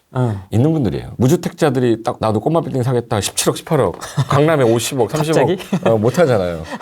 좀 이것저것 해보다 보니까 아 이제 저거 하나 사야 되는 거 아니야? 막 이러면서 나오는 거지. 내 꿈은 어렸을 때부터 꼬마 빌딩 주인이야 해가지고 돈을 모은 사람은 없을 거예요. 근데 이제 저는 지을 수 있는 땅을 미리 좀 선점해놨다가 판교를 얘기를 들면 판교 같은 경우에 땅이 판교라서 좋았던 건데 강용석 씨 알죠? 강용석 옛날 변호사인데 네. 도도맘하고 이렇게 네, 네, 문제가 네. 있던 분인데 그분이 판교의 땅을 예전에 2005년도 전이니까 판교 개발기 나오기 전에 땅을 매입했는데 그때 당시 한 200만 원 정도? 40평 정도를 땅을 산 거예요. 근데 지금 현재 그 판교의 그 이종 일반 주거지역 땅인데 지금 거기가 2,500인가 올라서 3천까지 갔을 거야. 200만 원짜리 땅이었는데 3천은 갔잖아요. 현재 3천만 원인데 60평이라고 그랬나? 40평이라고 했던 거. 50평이라고 하면 50평에 대해서 3천에 5, 30, 15억이 된 거잖아요. 옛날에 1억 2천 주고 샀는데 15억이 된 거야. 이 15억에 대해서 대출을 받아서 건물 질 수도 있거든. 미리 선점될 수 있는 좀 개발이 가능성 있는 지역의 땅을 매입해 뒀다가 시간이 지나고 나서 이 사람은 개발한 사례가 된 건데 어느 정도 정보가 있었겠죠. 판교 개발이 된다라는 계획은 기본 계획 이미 2003년에 나왔고 그때 당시 이분이 국회의원이다 보니까 그분이 나와서 방송에서 얘기하는 걸 들었는데 도시기본계획이라는 거를 설명을 본인이 하더라고. 자기 자랑을 하면서 판교의 땅을 살 때 그 도시기본계획이라는 게 그 한 개 도시에 방향 설정하는 계획인데 인구 배분 계획이나 뭐 이런 걸 짜는 겁니다라고 하면서 그 얘기를 자기가 떠도는 얘기를 들었고 그 당시에 정보를 들었는데 판교 쪽에 개발이 된다는 말이 들어서 자기는 거기 주거지역 땅으로 바뀔 예정지라고 해서 자기는 그걸 투자를 했다. 근데 판교가 개발이 다 되고 나서 2015년도 방송이었으니까 그때 당시에 그 종편. 종편에서 나왔던 거. 근데 그 얘기를 하는 게 기본계획 얘기를 막 하더라고. 결론은 정보 싸움이었던 거지. 이 사람은 국회의원이라는 자리가 있었고 그쵸. 계획이 짜지는 내용들을 또 들은 게 있으니까 그래 판교 발표되기 전에 미리 매입을 해놨다가 바뀌어서 이렇게 된 것도 있지만 우리들도 알 수 있거든요. 이게 200만 원이 아니라 400만 원으로 2배 올라서 400만 원 올라도 400에서 3천만 원이 된 거잖아요. 오른 거 피 주고 사가지고 기다려도 좋은 위치의 땅은 어쨌든 간에 땅값이 올라가니까 그 땅값으로 대출을 일으켜가지고 건물 줘도 상관없으니까 처음부터 막 개발하려고 하지 마시고 좋은 위치에 적당한 금액으로 좀 공부 좀 하고 공부 안 하고 용도지역 개념도 모르고 구역 개념도 모르는 사람들이 땅 사는 건 아닌 것 같아요. 제2의 판교가 또 나올 거예요. 아, 나올 수 있습니까? 세종시에도 세종시가 막 올라가는 것처럼 또 올라갈 지역은 있을 거 아니에요? 세종시 주변에 있는 땅들도 괜찮다고 생각하거든요. 세종시 위쪽 하면 장군면은 이미 너무 많이 올랐고 그 위쪽으로 조금 올라가면 아직 시골 많아요. 뭐 대한민국에서 지금 10년 동안 세종시 같은 경우는 1위였어. 땅값 1위. 3번인가가 2위 한 적이 있었거든요. 제주도랑 대구하고 서울이 1등을 한 번씩 했는데 그 사이에 항상 2등이었었어요. 공시가 상승률을 봤을 때. 세종시는 앞으로 중심이 될 지역인데 세종시로 들어가는 라인에 제2경부 있죠. 제2경부 그 라인 쪽이나 아니면 조치원 쪽에 앞에 현재 미개발된 지역에 있는 그 지역 땅에 도로 낀 토지라든지 이런 것들은 좀 자세히 보고 있다가 나오면 이미 좀 올랐더라도 10년 뒤에 아까 그런 판교 같은 땅이 될 수도 있다고 저는 생각하기 때문에 네. 공부 좀 해서 위치 좀 좋은데 하나 미리 좀 사놓으셨으면 좋겠다라는 생각 좀 들었습니다. 세종시를 중개사분들은 진짜 되게 좋게 보더라고요, 땅을. 세종시 괜찮아요. 보시더라고요. 근데 세종시 가보셨죠? 네. 저는 개발되는 과정 처음에서부터 한 10번은 가본 것 같아. 아, 그래요? 천지 개벽이 됐잖아요. 천지 개벽이 됐고 아직 다 입주도 끝나지 않았고 아직 끝나려면 10년이 더 남았어요. 앞으로 10년 동안 더 진행이 될 사업인 지역인데 지금 집값이 저렇게 많이 올랐는데 강보 있는 지역은 20억이더라고요. 아파트 미분양 나가지고 5억짜리였는데 지금 20억 됐어. 18억, 19억이더라고요. 근데 매물이 없어서 못 사는 거야 지금. 앞으로 10년을 더 해가야 되는데 그럼 그 아파트 가격이 올랐으면 그 주변에 있는 땅값은 안 올랐겠냐고요. 다 같이 올랐다는 얘기인데 그쪽 지역에 전원주택 부지들이 좀 나오는데 최근에 좀 많이 오르긴 올랐어요. 근데 아직까지 저평가된 지역들은 행복도시 안에 말고 행복도시 인근에 가면 이제 읍면 중에서 공시가 상승률 높은 지역이 있어요. 그런 지역하고 제2경부 라인 한번 조사를 해서 내가 공부도 좀 하셔가지고 내가 여기서 뭘 어디를 또 찍으면 뭐 땅값 올린다는 뭐 이상한 소리 하니까 네가 있어서 그 얘기 하는 거 아니냐 그러는데 그런 면도 없지 않아 있을 수 있죠. 여기가 좋은 거라 좋아서 샀는데 좋다고 얘기하는 게 뭐 어떻게 그럼 같이 올라가면 좋은 거지. 네. 근데 그렇다고 뻥을 치거나 그러진 않으니까 제2경부가 가는 라인은 좋은 거 맞잖아. 네, 그건 팩트죠. 팩트고 어디로 가느냐에 대해서 여기입니다라고 얘기를 하면 내가 산 땅이 뭐 바로 걸리니까 사람들 얘기를 안 하겠지만 그거는 본인이 알아서 공부를 하셔서 어느 라인 쪽에 매물이 나왔을 때 경매나 공매 물건 나왔을 때 매매 물건으로 나왔을 때 추천 물건으로 나왔을 때 좀 전문가한테 한번 물어보고 확인 한번 받고 매입을 하는 것도 저는 괜찮다고 생각하거든요. 여윳돈이 없는 사람들은 못 산다고 생각하잖아요. 제가 아까 말했듯이 오래 기다릴 수 있는 땅들도 있고 단기간에 끝날 수 있는 땅이 있는데 자본금이 많은 사람들이야 뭐 단기간에 뭐 큰 땅 사가지고 하겠지만 적은 땅이라도 조금씩 사놓으면 포트폴리오로 사놓으면 나는 오피스텔도 사놨고 어느 지역에 땅도 좀 사놨고 어느 지역에 도생도 있고 나 어느 지역에 그냥 뭐 상가도 하나 있어. 어떻게 보면 이게 포트폴리오가 더 좋은 방법일 수도 있어요. 몰빵하지 않고 한 곳에 이렇게 몰빵하지는 말라고 얘기하거든요. 토지도 여기 있는 땅 뭐 다 사라 이거 아니야. 적당하게 뭐 도로 옆에 붙어 있는 땅인데 그나마 조금이라도 건축이 가능한 땅, 그런 땅 여러 개 갖고 있는 게 더 안전성이 있으니까. 그리고 그래야 더 잘 팔려요. 큰 땅은 잘 안 팔리는데 작은 땅이면 사겠다는 수요자는 또 많아. 건축 가능한 땅이고 면적도 좀 적정하고 가격도 좀 적정한 땅이다. 그러면 수요자들이 나타나니까 팔리는데 큰 거 갖고 있으니까 안 팔리잖아요. 그럼 이제 분할을 해야지 뭐. 그럼 적정한 가격대는 어느 정도인가? 2, 3억? 그렇죠. 제일 많이 만만하게. 저한테 제일 많이 문의 오신 분이 땅 사고 싶은데 어디 땅 좀 사는 게 좋겠어요 이렇게 문의하잖아요. 그럼 내가 물어보잖아요. 어느 정도 선에서 여유가 되세요 하면 거의 2억 3억이에요. 그러니까 2억 3억에도 충분히 살 수 있는 땅 많거든. 세종시 땅은 그래도 좀 올라서 대출을 좀 끼지 않으면 또 뭐 4, 5억대 정도는 사야 되거든요. 세종시 안에 있는 땅, 행복도시 안에 있는 땅이고 행복도시가 아닌 지역의 땅이 있는 농지들 같은 경우는 좀 아직까지 저평가돼 있어서 싸요. 그럼 저는 먼 훗날에 연희동을 가려면 지금 세종시 주변을 살펴봐야 되겠네요. 네, 그거 괜찮지. 자기도 지금 이제 나중에 한참 결혼하고 아기 낳고 하려면 한 10몇 년은 남았잖아요. 아기를 데리고 전원주택을 지으려면 전원주택은 짓지 마시고. 네. 그건 저도 별로 안 좋아해서. 전원주택 말고 도심지 내 전원주택 괜찮아요. 여의도 같이. 그런 땅이 분명히 있을 것 같기도 해요. 농지 투자 플러스 농지 연금 이 얘기 네. 안 할 수가 없습니다. 이거 농지 투자. 이거 진짜 이거 제가 제일 많이 들었던 질문인데 농지 연금을 만약에 받으려면 만약에 내가 예를 들어서 1억짜리 땅을 사면 뭐 300만 원이 뭐 나옵니다. 뭐 이런 그런 유튜버가 되게 많은가 봐요. 그걸 전파한 분이 있어요. 말씀 못 드리는데. 그래요? 있어요.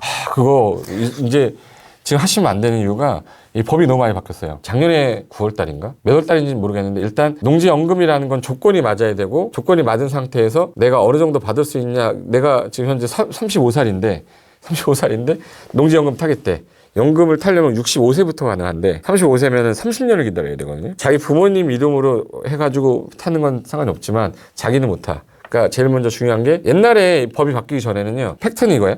공시지가가 10억이고 감정평가 금액이 예를 들어서 8억이다. 네. 그럼 옛날에는 감정평가 금액의 80%로 했거든요. 그러니까 8, 9, 70, 7억 2천.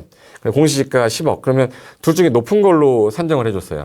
근데 얘가 90%로 올라갔거든요. 그래서 9억이면 9, 9, 81, 8억 1천 10억이야. 그럼 15억을 해주고 얘가 8억이다 그러면 8억 1천이잖아요. 8억 1천으로 이제 기준을 잡아주는데 감정평가 비율이 올라가서 좋긴 한데 지목이 전답 과수원이어야 되고 그 토지에 대한 어떤 규제가 없어야 돼요. 그러니까 그런 조건만 있어서 간단하게 뭐 가등기라든지 뭐 이런 거 없어. 가압류 이런 거 없어야 되는데 그래서 옛날에 공시지가가 되게 높은 지금 현재 공시지가는 10억인데 유찰이 막 돼가지고 한 5억에 만약에 매수할 수 있다. 그럼 이제 5억에 매수를 만약에 경매로 낙찰을 받잖아요. 그럼 낙찰 받으면 15억으로 이제 간주를 해서 계산을 해주잖아. 지금은 이제 낙찰을 받는데 그 땅이 저기 전라도에 있든 제주도에 있든 아무 상관이 없었어요. 거주지 제한이 아무것도 없었는데 하도 이런 거를 가지고 농지연금을 약간 비효율적으로 쓰니까 작용 요건을 둔 거지. 그 작용 요건을 어디서 찾으면 되냐면 농지연금 사이트가 있거든요. 그거 하면 농지은행이라고 해서 두 번째 박스가 있는데 여기가 이제 농지은행 하면 오른쪽에 농지 구하기, 농지 내놓기, 농지 연금 신청이라고 있어요. 아예 그냥 농지 연금만 하는 신청 사이트인데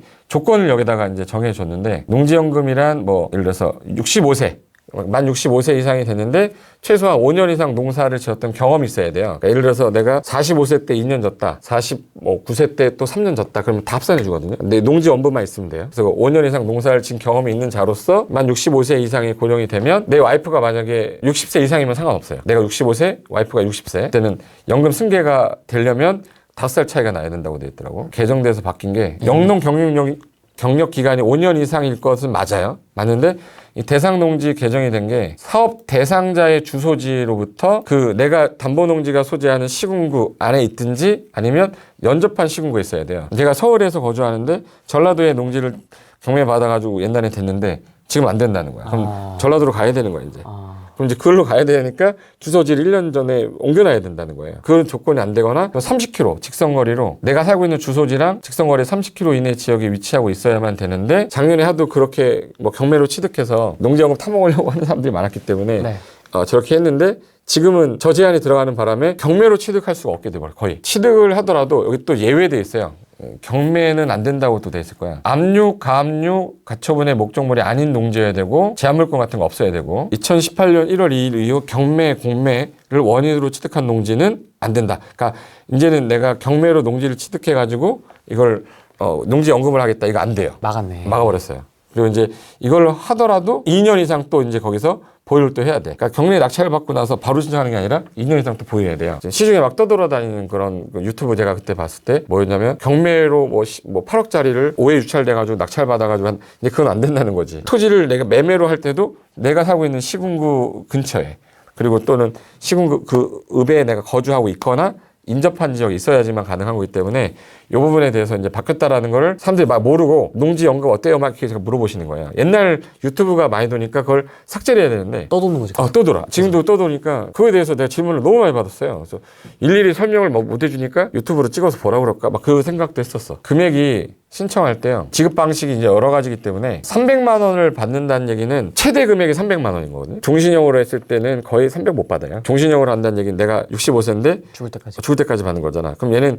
당연히 이제 지급 방식이 아무리 비싼 땅이어도 제가 볼 때는 120 이상 넘지가 않아요. 계산을 잘 해보셔야 되는데 그래서 계산하는 사이트가 위에 보시면 연금 신청하기 위에 왼쪽에 계산기에 예상 연금 조회라는 데가 있거든요. 가상으로 만약에 내가 55년 1월생이야. 55년 1월생이고 배우자 넣고 뭐 승계 조건을 하겠다. 배우자한테 내가 죽으면 배우자한테 승계하겠다. 농지 공시가로 하겠다. 아니면은 감정가 90% 하겠다. 선택한 다음에 가격을 넣으면 평가금이 바로 나와요. 이게 만약에 계산했을 때 450이 나와도 상한이 300이에요. 보통 이제 기간형으로 한다 그러면 연세가 많으신 분, 막 80 정도 되신 분들은 돌아가실 날이 얼마 많지 않잖아요. 그래서 그분들은 5년 이렇게 돼 있을 거야. 그리고 솔직히 공시가 5억이면 시세가 아마 내가 볼 때는 10억 정도 가요. 그거를 연금으로 하기는 좀 아깝잖아. 장점이 뭐냐면 그 연금 받으면서 내가 농사 질 수 있거든요. 근데 임대해가지고 임대에 따른 뭐 어떤 수익도 또 받을 수 있긴 했는데 제가 볼 때는 어느 정도 일정한 면적을 좀 분할해서 이거는 매각을 하고 받을 수 있는 범위 내에서 계산해가지고 하면 되는데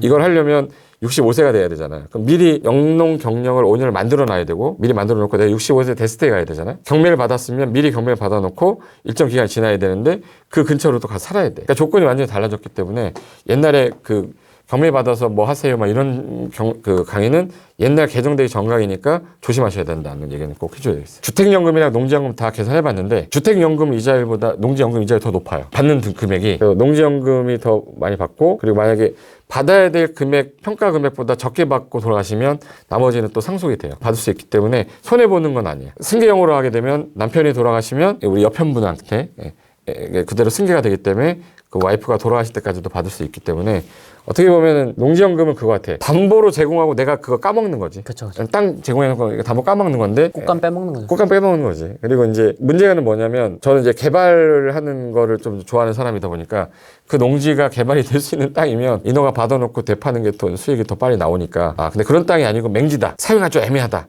그런 땅이면은 농지연금을 생각해 보시고 개발이 좀 가능한 땅이다 그러면 굳이 농지연금을 생각할 필요는 없을 것 같다 생각 좀 들었어요. 산도 자격 요건이 필요합니까? 아니요, 산은 안 돼요. 농지여야 돼. 지목이 전답 과수원만 됩니다. 아까 전답 과선이라고 하셨죠? 종묘를 키워서 판매하려는데 임야가 필요합니다. 자격 요건은 필요 없어요.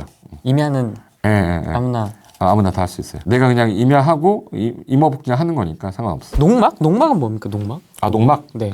어떤 분이 원두막이라고 하는데 원두막은 완전히 다른 건데 쉽게 말하면은 우리가 농사 짓다 보면은 어떤 사람은 우리가 거주하는 지역이 여기잖아요. 근데 이 마을에 거주하는 사람들이 막 한 10가구 살아. 김씨네 농지는 여기, 박씨네 농지는 여기, 최씨네 농지는 저기 있어요. 농사지를 막 하잖아요.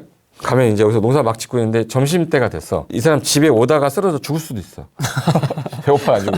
이 사람 어디서 밥을 먹어야 되잖아요. 이 농사 짓던 이 지역에 간이 이렇게 쉴 수 있는 공간을 만들어 놨던 거야, 맨 처음에. 휴게소.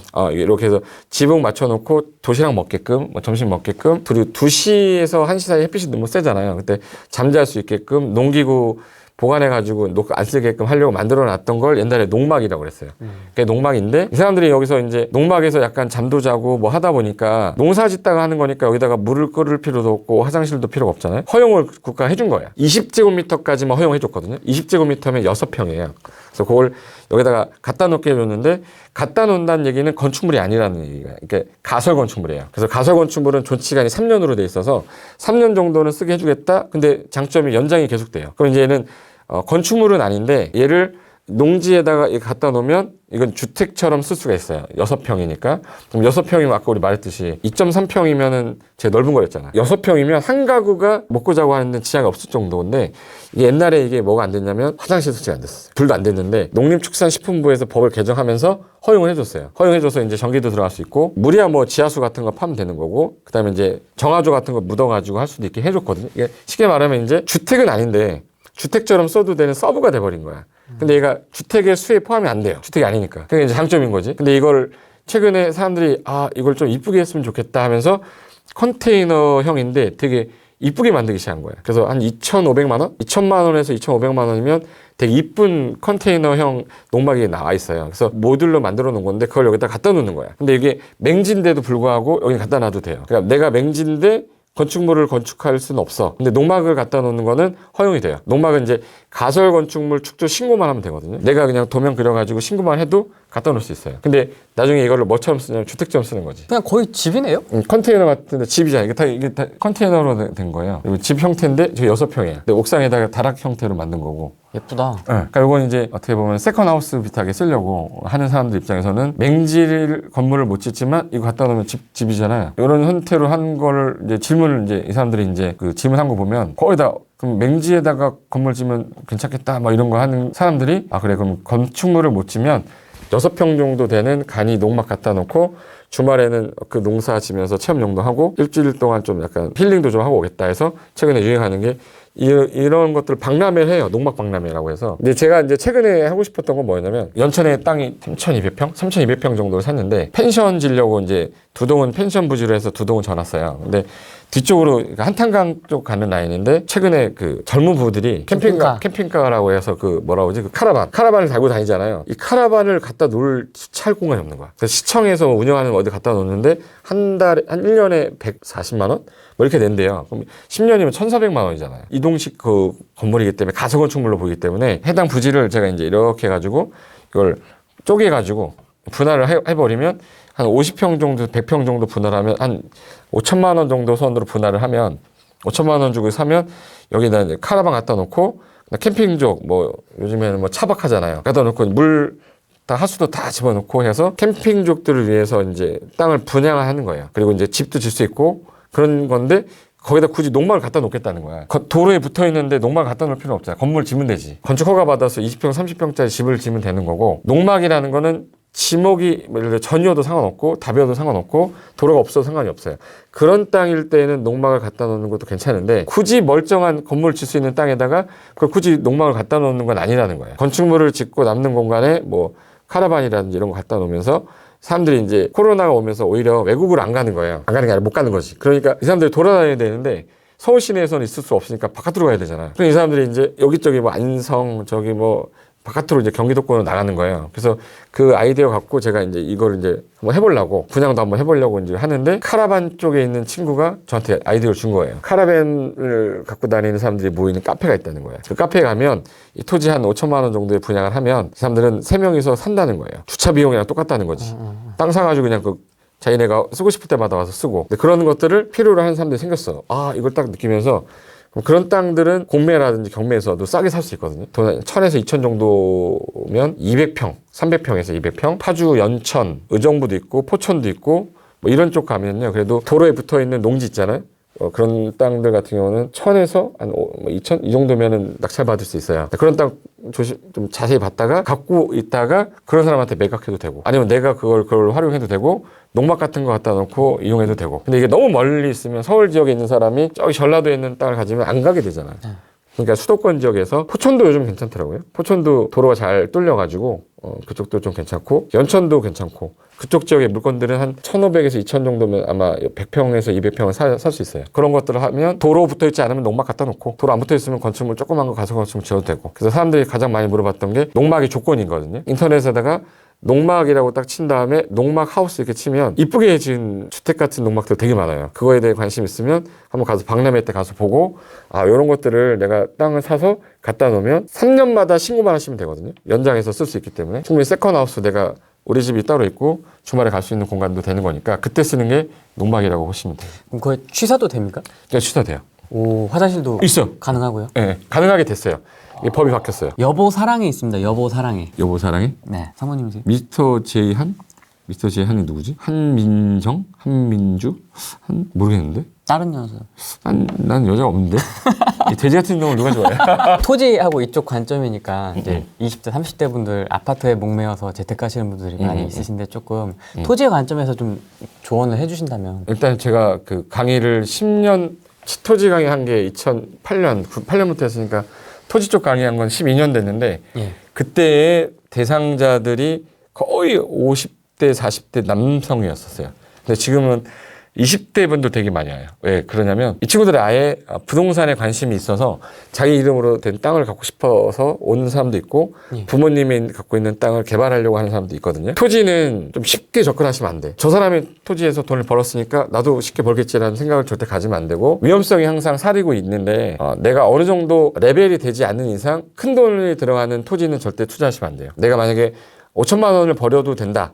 저는 버려도 되는 금액이면 사도 된다고 하거든요. 근데 그게 어느 정도 선인지 모르는데 만약 이 돈을 알렸을 때 와이프한테 이혼당할 정도 금액이면 사면 안 돼요. 1억 정도 했는데 이 인간아 이혼해 이러면은 아니고 인간 하지 말랬잖아. 이 정도 금액이면 처음에는 도전할 필요는 있는데 젊은 친구들이 제일 먼저 해야 될 일은 일단 청약 넣어서 집부터 마련하는 게 맞아요. 대한민국에서는 집 한 채를 일단 마련하는 게 맞고 그 다음에 그 마련하는 과정에 토지 관련된 그 공부도 좀 하시면서 아까 말씀드렸듯이 서울 안에 아파트 말은 못하면 조그만 땅에다가 조그만 집 져서 살아도 상관없어요. 아까 1억 정도가 안 들었잖아. 그 땅 같은 경우는. 네.